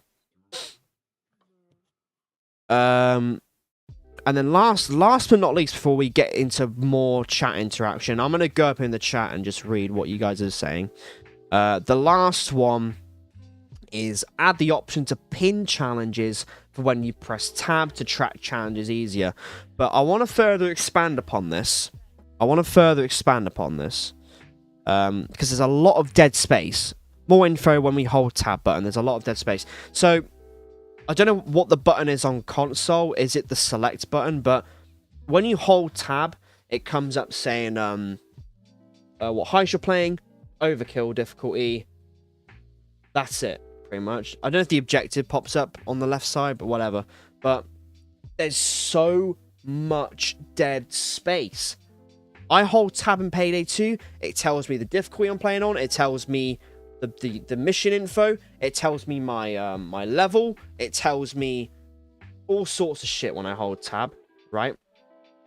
So it tells you all sorts of shit. I just think that if they're going to go down the route of challenges, I want to be able to track certain challenges with certain guns. Let's say that I want to level up a gun, and it's like, okay, well, I want to check on my challenge progress and see how many more kills I have in game. So I can hold tab, like in Payday 2, where you can track side jobs and track achievements, right? It just filled up the dead space. So having a similar feature on Payday 3 can't hurt, should it?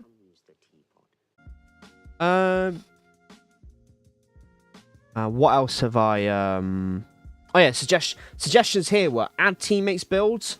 So is at the moment you kind of can't see what your teammates are rocking. Payday 2 you kind of can. You can see their ammo counter. You can see if they have medic bags. You can see if they have doctor bags, ECMs. Payday 3 you load into a game. It's just a health bar and armor. There's no ammo counter. So let's say that I have ammo bags. How am I supposed to know when a teammate needs an ammo? Unless they say, I need ammo, right? With the interaction wheel. But I want to see them. I want to see if they have ammo or not. Because if they have ammo, I don't want to waste an ammo bag if they have ammo that can be used, right? But if they're low on ammo, like in Payday 2, if I see a teammate that's low on ammo and I've got ammo bags, I'll put an ammo bag down. Here you go, man. Here's an ammo bag. Fully aced. Enjoy. But yeah, so imagine if you hold tab and like on the bottom left you have what your teammate's weapon is. If they're rocking ECMs, if they're rocking ammo bags, med bags, armor bags, whatever.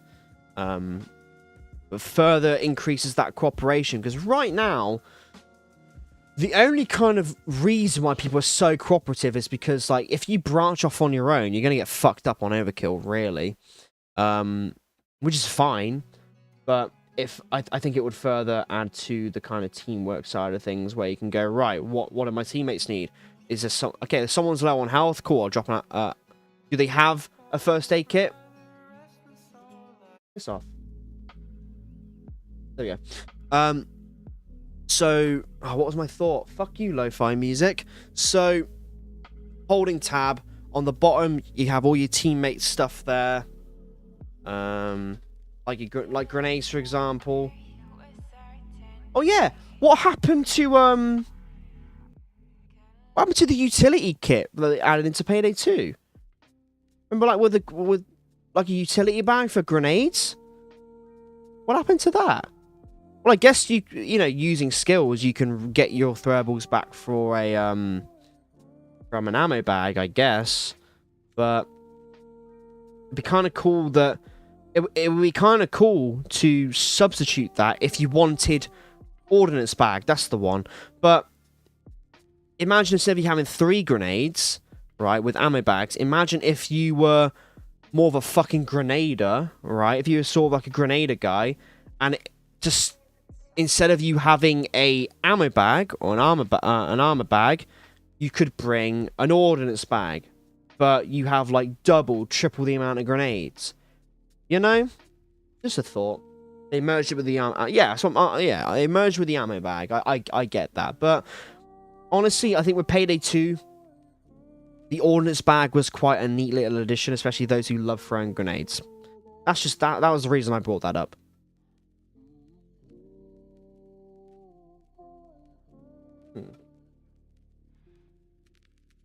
Oh, what else is there? That's pretty much my list. That's pretty much it. That I didn't really put it into importance, but I think we can all kind of gauge what the importance is. So those who have just joined the stream, I'll go back and I'll just like go over the list, kinda. Not too much. If you want to go back and watch the stream, go for it.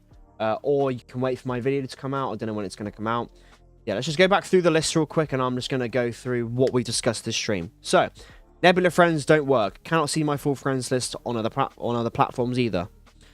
Invite-only sessions do not work as intended. People can still join my game without an invite. You know, you can still join through Steam, even though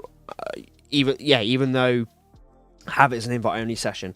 Still getting disconnects whilst playing solo, even with my internet being fine. The amount of times I've streamed and I get kicked out of a game because Nebula just decides fuck you. Not fun at all. And when I'm playing solo, and I'm about to finish a heist on stealth, and the servers have a little hiccup, but oopsie. Sorry. Oh, little hiccup there. Oh, you wasted 20 minutes stealthing surveys. Sorry about that. Servers had a bit of a fuck up. So it brings me to my next point. Offline mode or local play is sorely needed. Even a fucking server browser would be much appreciated. It is a must need. I mean, Jesus Christ. If you want to expand crossplay, I think that having the searching for a match feature there would be fine. But yeah, I don't know, man. I just feel like, trying to make my point valid here, I think I covered this in my one-armed robber review. I think that even just having a standard just a private session, a locally hosted session, because we talked about this, it's not my connection that's the problem, it's the servers. Oh, hello B, how you doing? I truly believe the heisting with 2 arms is overrated. B, join the club. One-armed robber, it's where it's at. I'm glad you're playing it, man. Good to see you in here as well. We're basically just talking about Payday 3 and the future of it, and just discussing changes. And because I'm going to be making a video very, very soon about changes, and I'm more than happy to use suggestions from the chat. But no, good to see you in here, B. If you have a suggestion, by the way, B, leave it in the chat. I'm more than happy to, man, or the comment. But I was just going back through the list anyway, so yeah, offline or local play, sorely needed. Peer-to-peer connections like in Payday 2. It's a given at this point. I think the amount of time, it's funny, the amount of times people are coming to my streams or on my videos going, look, I don't really want to buy the game until an offline mode is implemented because, you know, my connection's not too good or whatever. That's valid, considering the fact that Payday 2's always had an offline mode, you know? Right. Menus feel so empty, more interaction needed. I guess in the future, if we do get a safe house implemented, it could fill up the space a bit more with more options. But yeah, as soon as you load into the menus, it's very bare bones. It's so bare bones. Very bare bones. bring back crime.net or use the whiteboard. I did a whole spiel about my ideas for even if there's not a crime net introduced into Payday 3 again, in terms of like how you click matches. I want there to be sort of like a stripped back crime net where it's like post-it notes on the whiteboard, because I don't know if you've noticed, buddy, but in the pre-game lobby, they're standing in front of a whiteboard where they're planning their heist and there's a map of New York behind them. Use that. Implement that. Make that will just immerse players even more. Imagine if it's like, I want to do 99 boxes and you can click on the heist location. Because when you load into a heist, it tells you the time, the heist location. Imagine being able to pinpoint that on an actual map of New York. Like crime.net, you have like the certain parts of Washington where, let's say Beecroft is playing a fucking goat simulator there and I can join his game, right? Or let's say Red Sky's playing Rock the Cradle and the locations here. You know? I don't know. I just feel like that would just make the shit... Like, if people were queued up for a certain heist, for example, it would say, hey, Red Sky's playing Rock the Cradle, the club location's here. Click on him if you want to join him. If it's not private, anyway. But, yeah, that was my sort of idea for CrimeNet, or have it on like a whiteboard, have it really stripped down, because the gang's on the run at the end of the day. So if you wanted to fit it with the law, maybe they're not using CrimeNet because the FBI is onto them and the shadow organization's onto them and they're tracking CrimeNet in case they have a connection and they can link it back to the Payday gang, whatever. But yeah, I just think that having that whiteboard, it's something so simple, but I think would be such a fun little way of being able to pick a heist and interact. And I use Phasmophobia as another great example where you can click on the whiteboard in the safe house and you can choose what map you want to go to on Phasmophobia through the whiteboard in the safe house. Because in Payday 2, in the safe house, you could go up to the office, couldn't you? And even in the OG safe house, you could go downstairs and you could click on the laptop and it brings you to crime.net. You know? Like something... It's something so simple, but it adds to the immersion and it involves you in the universe way more than what we have at the moment. Anyways, cracking on. Add an option to buy favors in bulk, because I love spamming spacebar. Don't implement this feature, but yeah, if I want to buy 100 zip bags, let me buy 100 zipline bags. You know? Add option to purchase high-specific favors, e.g. unlocked lot boxes on Road Rage with C-stacks. We already discussed. It's already been discussed. But yeah, I just thought I'd put that there anyway. I think that'd be a great idea. It gives your C-stacks a purpose rather than just them sitting there for future updates or future presets. It just gives your C-stacks more use. Daily and weekly challenges to chase. Side jobs. Side jobs was so fun in Payday 2, because even if there was nothing else to do, you could chase a side job, because why not, you know? Yeah, pre-planning needs to come back. I agree, Walter. DX12 official integration. We talked really briefly earlier about the possibility of them upgrading to Unreal Engine 5, so that could be an official integration. So yeah, I really want that to be official. Hello, Seedwag, welcome on in. Overall optimization still needs looking into. Optimization, like I discussed earlier in the stream, it's poor in a lot of places. The unready button is an unready button is needed in the lobby. Holy shit! I'm not gonna go into my spiel about it, but go back in the stream if you want. But we talked about it, where an unready button is just such like a simple thing. It's such a simple oversight that still hasn't been addressed months after. Also with the kick button as well, the amount of times people have joined games and have just griefed and have just stood there or hid in a corner just to delay people from exiting a heist. Like, come on, man. A kick button is sorely needed, especially for griefers. Separate lobbies for heist selection and pre-planning. So we talked about the whiteboard, and then clicking on, let's say Trevor's hosting a Rock the Cradle.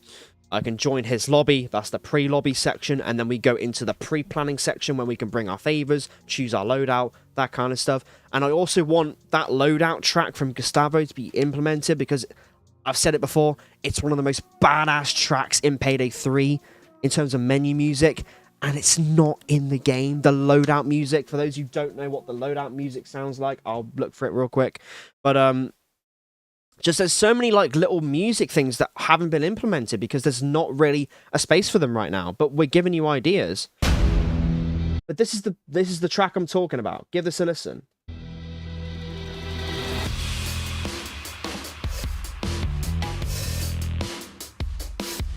Imagine you're in the pre-planning. You're in the pre-planning. The contractor's speaking right now. So you need to get back in the game, earn some money, and as you're doing that, players are like, right, let's pick our loadout, let's pick our favors, you know? Just imagine, instead of us still listening to banana, banana, because guys, we're fed up with that track. We're so fed up with it.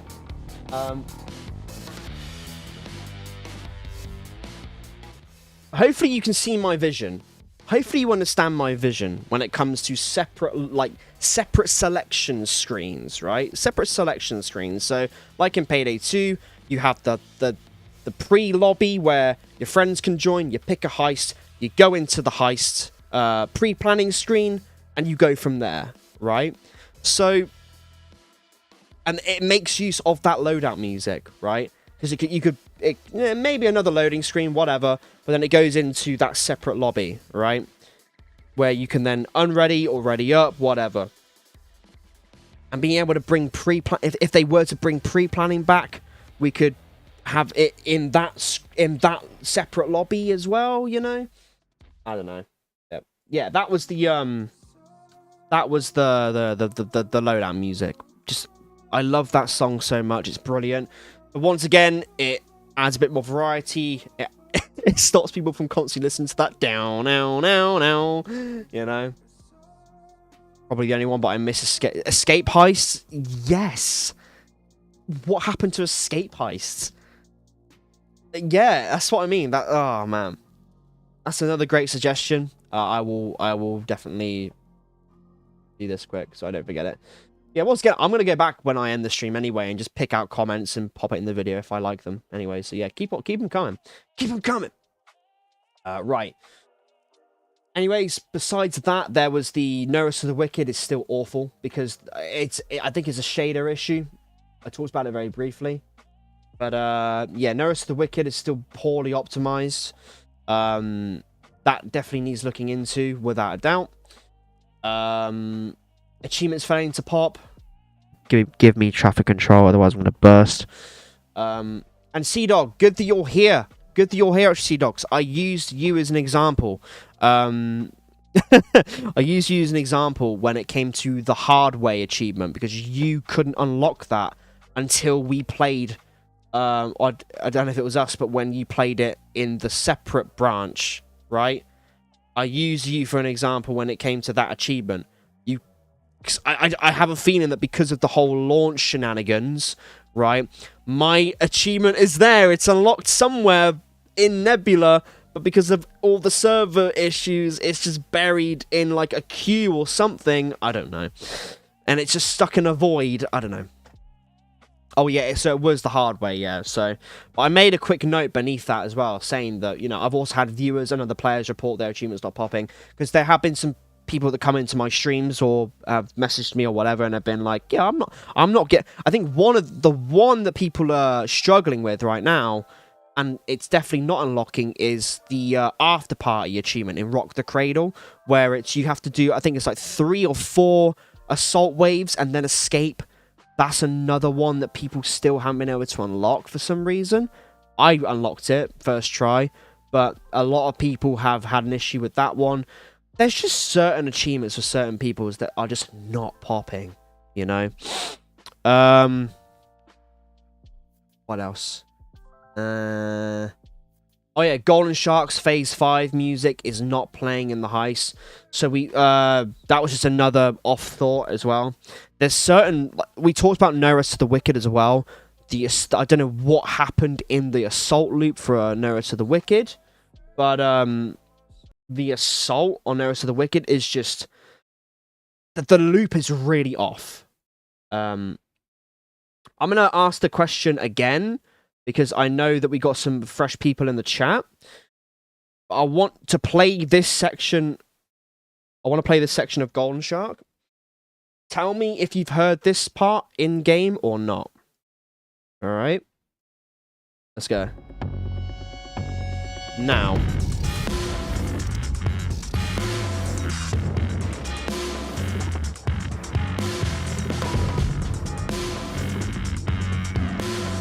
Have you heard it in game? Yes or no?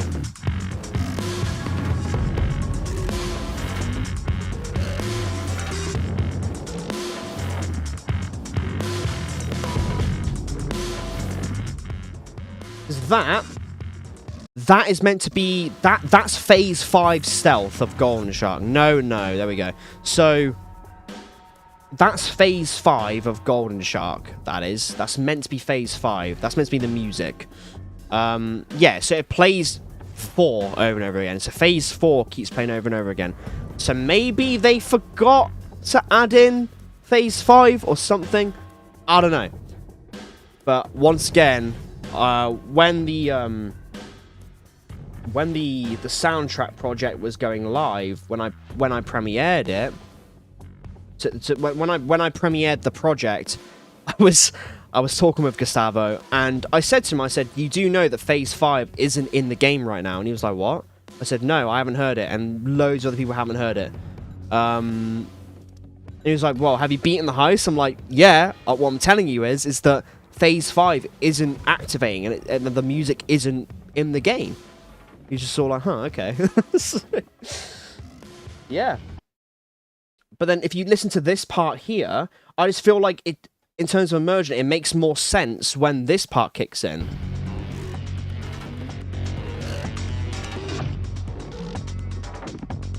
Because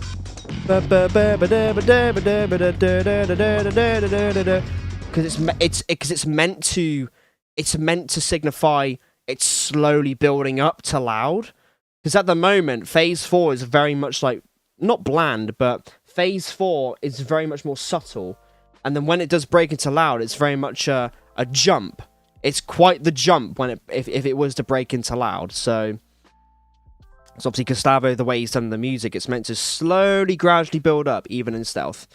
Yeah, that was just a minor annoyance, though. Minor annoyance. But I hope the day I can hear when the escape prompt comes up, and I hear phase 5 properly come up in Golden Shark, I'll be happy.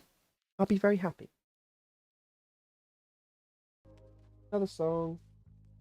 The music back on. Here we go. Right, carry on. I said I wasn't going to go through them all again, but here we are. No. Can I, like... Is there any music? I guess I'll try that one. I don't want I just want lo-fi shit. Just give me some lo-fi shit. Right, so cloakers can kick me through the wall somehow. Not fair. There's so many like little like glitches and bugs with the cloakers. The cloakers are just really unfair. The amount of times where they'll get bugged in a wall and then I just get kicked out of nowhere through a wall by a cloaker because it can't find its way to me. Bullshit. And I can't kill the cloaker because he's stuck in a wall. So I'm just in this perpetually just void of just, well, now what happens? Oh yeah, I said this as well. Stop buffing, nerfing overkill difficulty, please. Just add difficulty above overkill, otherwise the jump from very hard to overkill is going to keep getting ridiculous.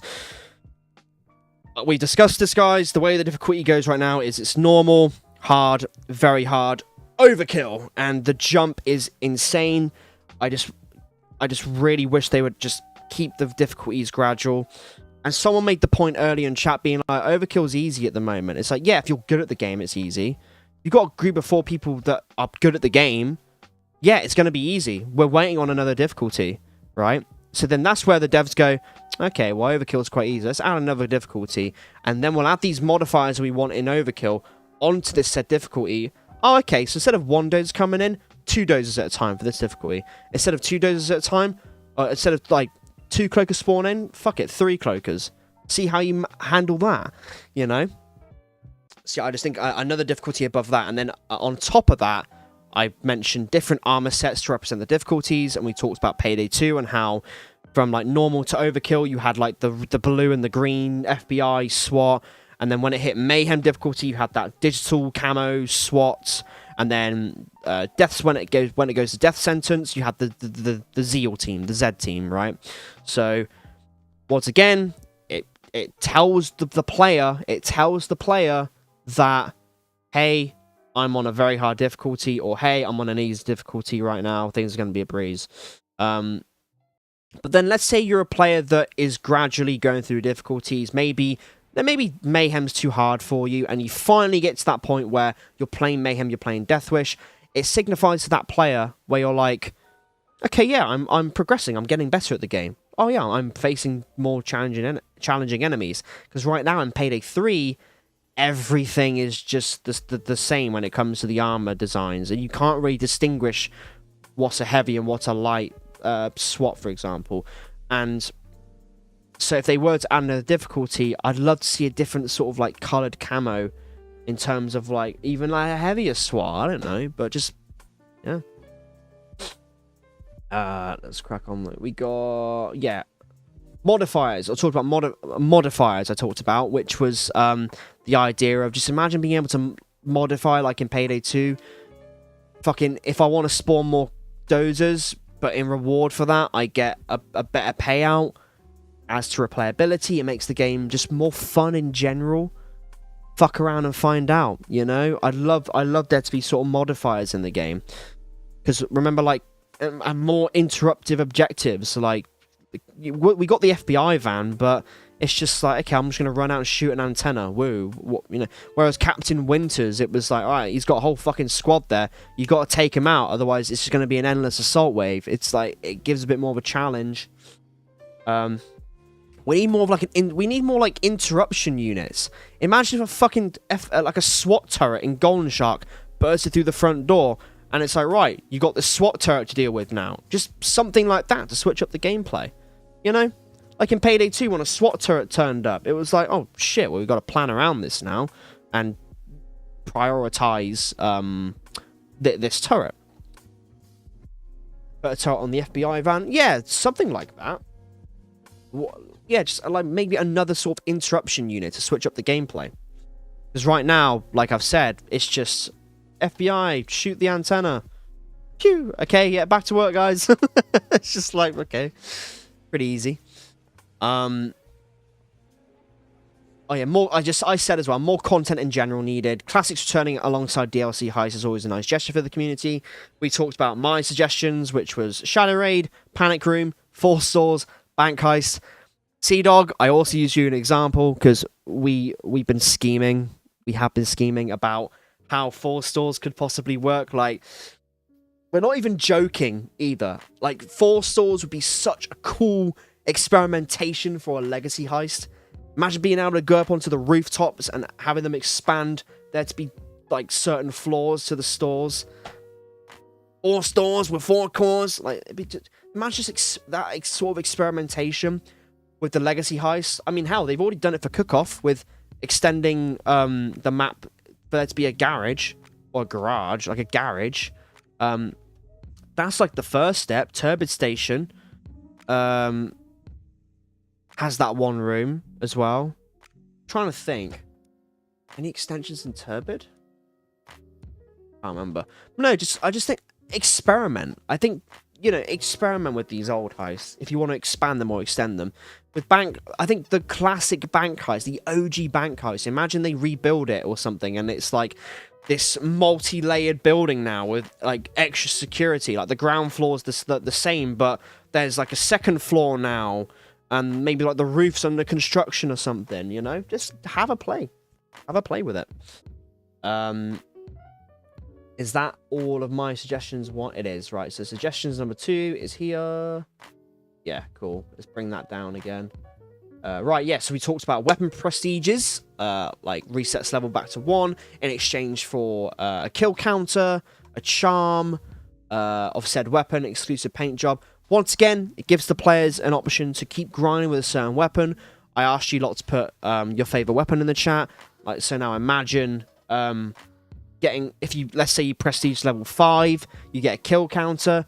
If you get to prestige 10, just imagine you get like if I use the AK for like 20 prestige levels, imagine just getting like a golden charm, like a golden charm or something of like an AK to signify, hey man, I can use this AK, you know? It's just something, it adds the replayability, it gives you something to grind towards. Clan tags, a little 4-letter clan tag will be fucking cool. Just something so small for quality of life, you know, it'd be kind of cool to do with friends. Options, customized presets. Look, I want a pink nerd mask. That's not hard to ask. But no, I think if you're paying for masks, I think the option to be able to customize those masks is just so essential. It's so essential, I feel. I just think that the overall customization in the game is so limited, and it's like, do it a certain way, our way. Whereas in Payday 2, it's like, here's a mask, here's some patterns, here's some colors. Have at it. Go. Make something funky, make something cool. And I like that about Payday 2. Like you could just see some really wacky masks, and people just say, "Ah, fuck it, I'm gonna make my bear mask a pink with a lightning strike on his eye." It's like, cool. It's artsy fartsy, amazing. We talked about the safe house. Yeah, I won't go into detail too much. We talked about the safe house coming. That'd be really, really nice. Post-game stats would be awesome. I remember in Payday 2, I used to sort after the highest body count every time. It gives players an incentive to just sort of like, I guess, clutch up in heists. But for maybe someone who is more of a supportive role, it gives them a highlight. If let's say you've revived the most, or you've bagged the most loot, or you've done the most damage, or you've taken the most damage, or you've killed the most specials, or you've gotten the most headshots, or you've done the most accuracy out of your team. Just little tiny medals of like, you know what, you've done good, and you've done good in this aspect, and although you haven't gotten the most kills, you've revived most of the team here, so you know what, we're going to give you that medal, right? Participation trophies. But I don't know, it will just further add to that sort of the roles that each team has, I feel, and it will give certain players who are into playing certain roles that acknowledgement of that said role, of like, hey, I might not have gotten the most headshots, but I certainly have killed most of the specials here, you know, and I've dealt with those quite well, whilst this guy's gotten the most kills, but he's just cleared out most of the normal enemies here, but I've killed the most specials, you know. Yeah, it just gives players that certain acknowledgement. Take counter. There is a mod in the game, but my god, it's something so simple. One-armed robber has a take counter on the top right whenever you bag loot into the van. It's something so simple, but at the same time, it's like, it activates the neurons in our brains of like, I'm progressing, I'm earning money. Oh, I'm bagging cash, lovely. I'm bagging a painting, lovely. Just, yeah, and then if I can hold tab and it tells me how many bags I bagged as well. Just something so simple like that.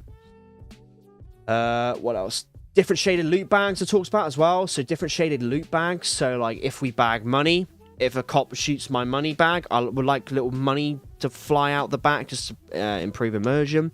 But have like a little like a green glimmer that it's like it's money, or have if it's gold that you've bagged up, have it glimmering with gold. If it's a painting, if it's paintings or artwork, have like a little painting sticking out of it, or like a rolled up artwork sticking out of the side of it, you know, something like that. And I talked about the options when we hold down tab. There's a lot of dead space at the moment. It's just like the difficulty, the heist you're playing, the objective, I think, I don't know, but imagine your teammates loadouts there. Imagine like challenges, side jobs, or daily challenges there that you're tracking, just to give the player more information of like, right, What am I going to track today? Okay, I've got this side job that I'm planning on going for. I've also got this challenge that I want to grind for. So, okay, let's go from the top down. So I'm going to do these first, do these first. Okay, cool. That's my stuff done for the day. Let's come back tomorrow to see what the dailies are tomorrow, and I can see them as I'm playing the heist, so I can track them. Yeah. Yeah. That's basically it. That's sort of, that's pretty much it for the list. The list for, what I want to see, you know? That's pretty much it. I will go back through the chat and read everything you lot have put. I will do that, but so yeah, I'll spend the next like 5 minutes and wrap this up. Is there anything else that we want to talk about? Is there anything else you lot want to speak your mind about when it comes to Payday 3?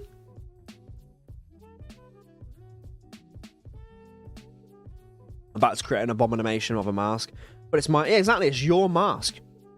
If you paid money to get DLCs, you should be able to customize those masks however you want to. I feel like there should be no restrictions there, you know? I feel like the customization is very limited. Why are painting bags instead of the tubes like we had in Payday 2? Exactly. But I think it should all stay with bags, but if they are just going to have loot bags, I love to see the point I was making is, imagine the certain types of loot that you're carrying was visible. One-armed robber, let's go to one-armed robber as a great example. I've done a video on that game where when you're bagging the loot, you can see how much loot you've got. But imagine like I guess it's different. I guess it's a different premise. But if I'm bagging money in Payday 3, imagine if a little tiny bit is open so I can see there's money in the bag. Or if I get shot in the back whilst like I'm carrying money, like dollar bills fly out of the bag. Or if I'm carrying gold, there's a little glimmer of gold on the bag, just to signify to the player what you're carrying, you know. And talking about why paintings why there's not paintings tubes instead of just bags, right? Or sorry, why we're just carrying bags rather than painting tubes like in Payday 2. Imagine if the painting tubes were sticking out of the bags, because that's what we're stealing, you know?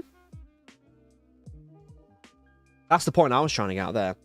You're going to do a song for Syntax Error with your voice? I put a hold on everything Payday 3, honestly. And that was the kind of bit I wanted to get into at the end, really. When it comes to... I'll get into it. Have you mentioned anything about the hidden information from players? No, I haven't. I don't... Hidden information from players? I don't know, C-Dwag. I don't know. I'm going to get that off the screen now.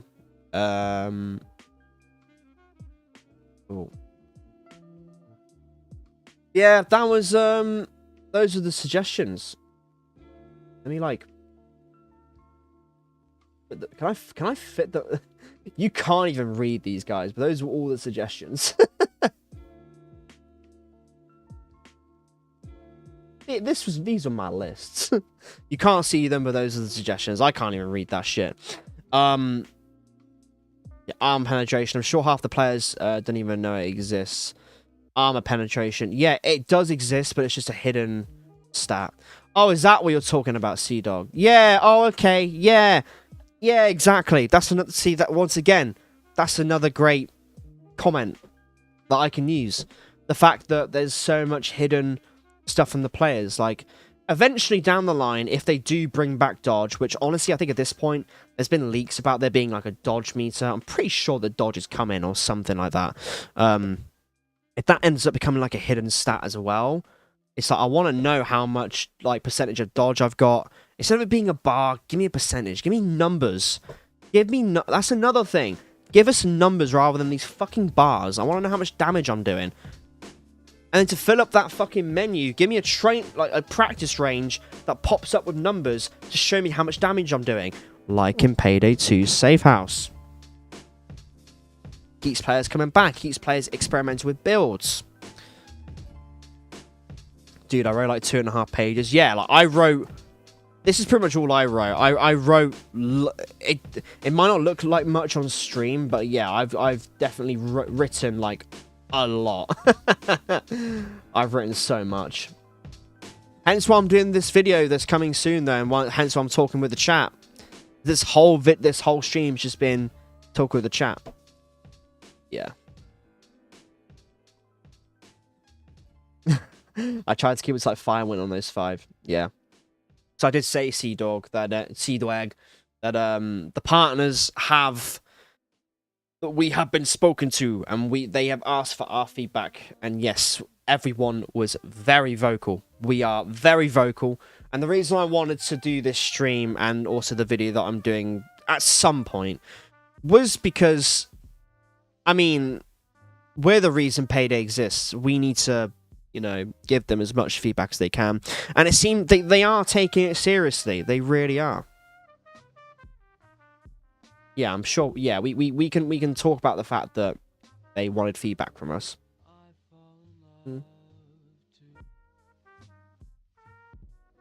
Yeah, they have said that we can talk about it.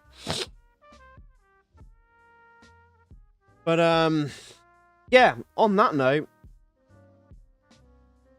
yeah. I know. Sea-Dog. I know that we can't. Yeah, but we can say that. Yeah. At the end of the day, we love the game. We want it to succeed more than anyone. Exactly.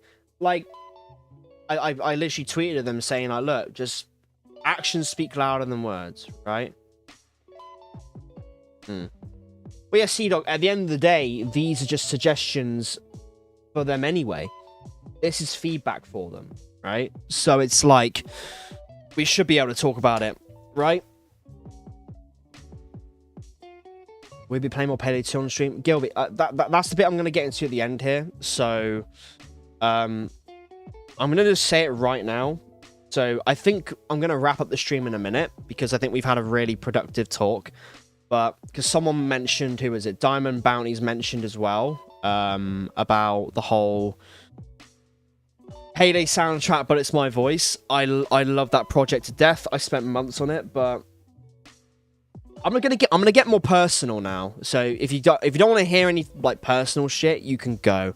The stream's over. Bye. But I just kind of want to talk about me for a bit. I do want to like talk about me for a little bit, right? So I have a lot of projects in the works when it comes. Well, I had a lot of plans coming up to Payday 3, right? And let's take the vocal project for example, right? I spent months on that. But that was with the thought of, you know, Payday 3 is going to come out, it's going to do well, and we're going to be flourishing, baby. But obviously the opposite's happened, and I released the project, and don't get me wrong, I love that project so much. I want to do more. Hello, Harry. Hope you're doing well, mate.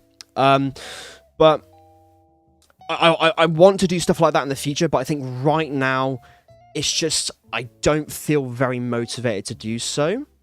And I don't really look at views too much. I mean, fuck it. I did a one-armed robber review, right? I knew that wasn't going to do well in terms of views. I don't care. I wanted to spread the love about that game because, holy shit, like what Beecroft was talking about, like, one-armed robber is just such a fun concept. It gets so many base fundamental stuff right, and it's a free-to-play game.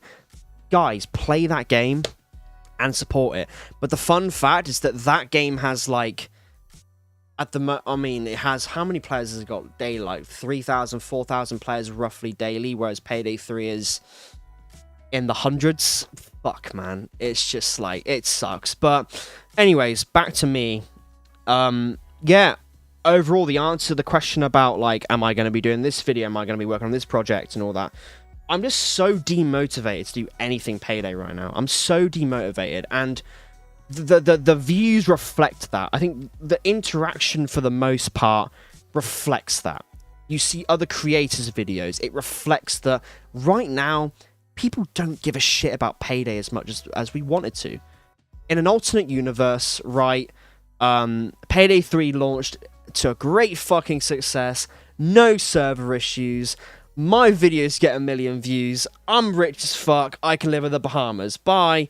But I'm joking, obviously, but the reality is that we have to live in the now. We have to just kind of play the waiting game with Starbreeze and let them cook, and fix their fucking game.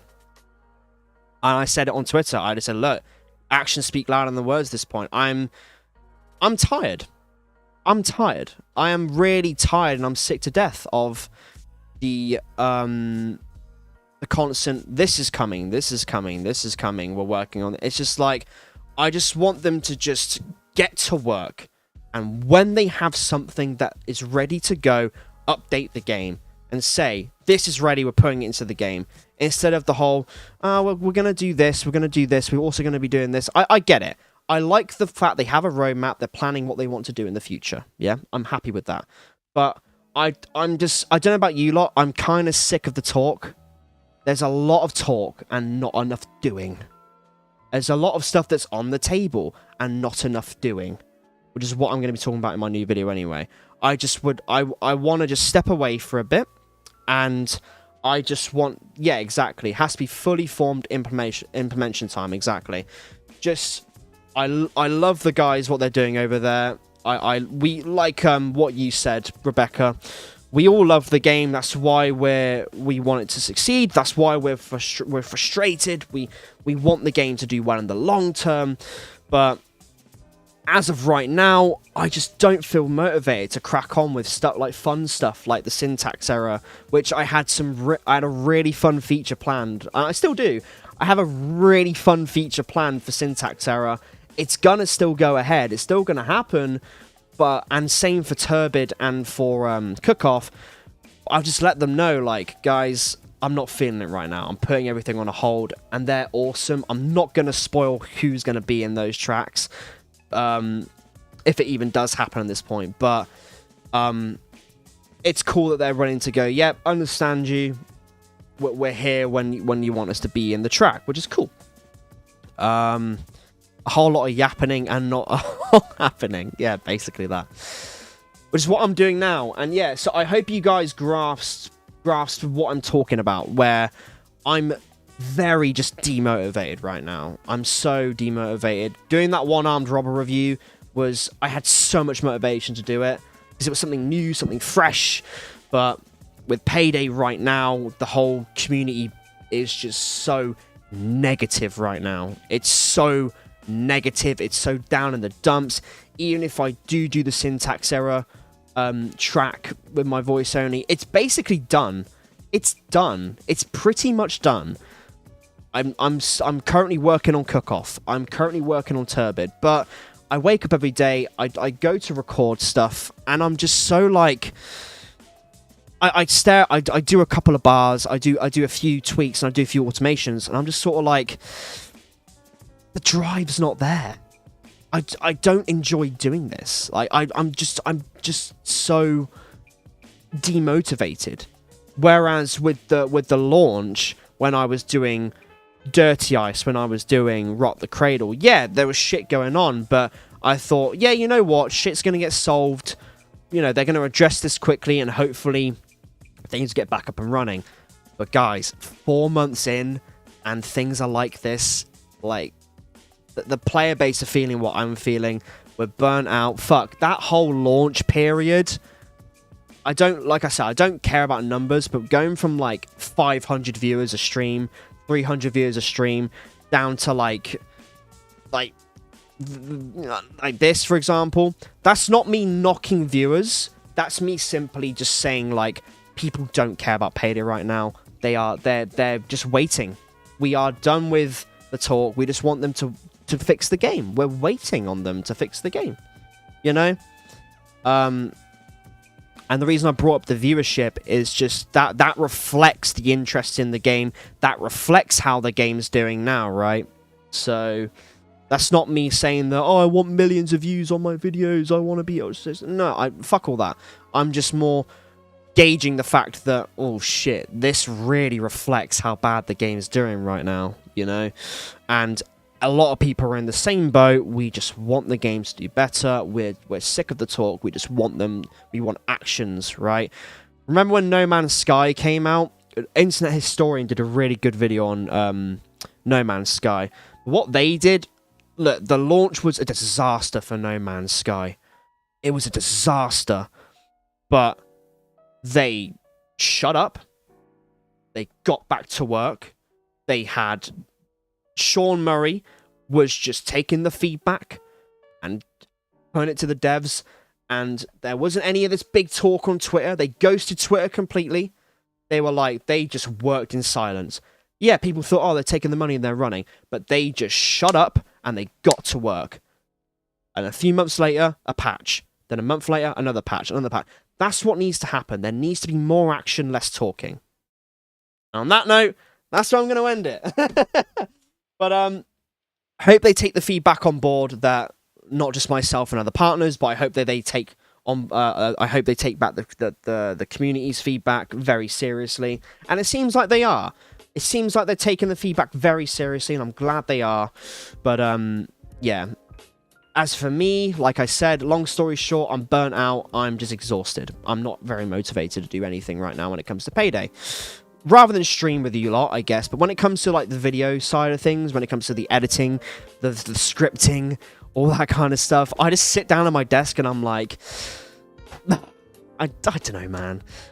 I don't know, man. That's why I like covering these other smaller heisting kind of games, because it's like I want to give them I want to kind of spread some love in their direction, because they deserve it, you know. Whereas right now, Payday 3, unless, I mean, yeah, Payday 3 at the moment, yeah, it doesn't really deserve much love right now until they take action, right? Because as soon as changes come, as soon as we get the sequel we deserve, that's when I'm singing the game's praises. That is when I'm going to go sicko mode on videos, on projects, everything. Yeah. That being said, I'm going to go. I'm going to go chill out. I'm going to go back through the stream. I'm going to take all your comments. I'm going to implement them into the video how I want to implement them. And yeah, I'll get to work doing this next project. But yeah, I just hope that change comes soon. But yeah, I'm burnt out. I'm exhausted. I've been exhausted since launch, I'll be honest. Yeah, hopefully more fun stuff to come soon. This was a great stream. I'm so happy for everyone that came and suggested things. Thank you so much for tuning in. I'm gonna go. Have some din-dins, you know, get a hot chockey, and go through the comments and just pick out the ones that are going to be useful. Yeah, on that note, that being said, I'm going to go. So thanks for stopping by, everyone. I'm going to go. But yeah, I will see you guys in the next one. Discord is in the description below. If you want to continue the talk further, there is a link to my Discord. Or if you just want to go, hang out, share some memes, yeah, it's there. I mean, yeah. Thanks for tuning in, though, everyone. Seriously, I really do appreciate it. And, yeah, I got a video to make. So, that being said, take it easy, guys. Love you all. And, yeah, I'll see you guys in the next one. Take care. Bye. See ya.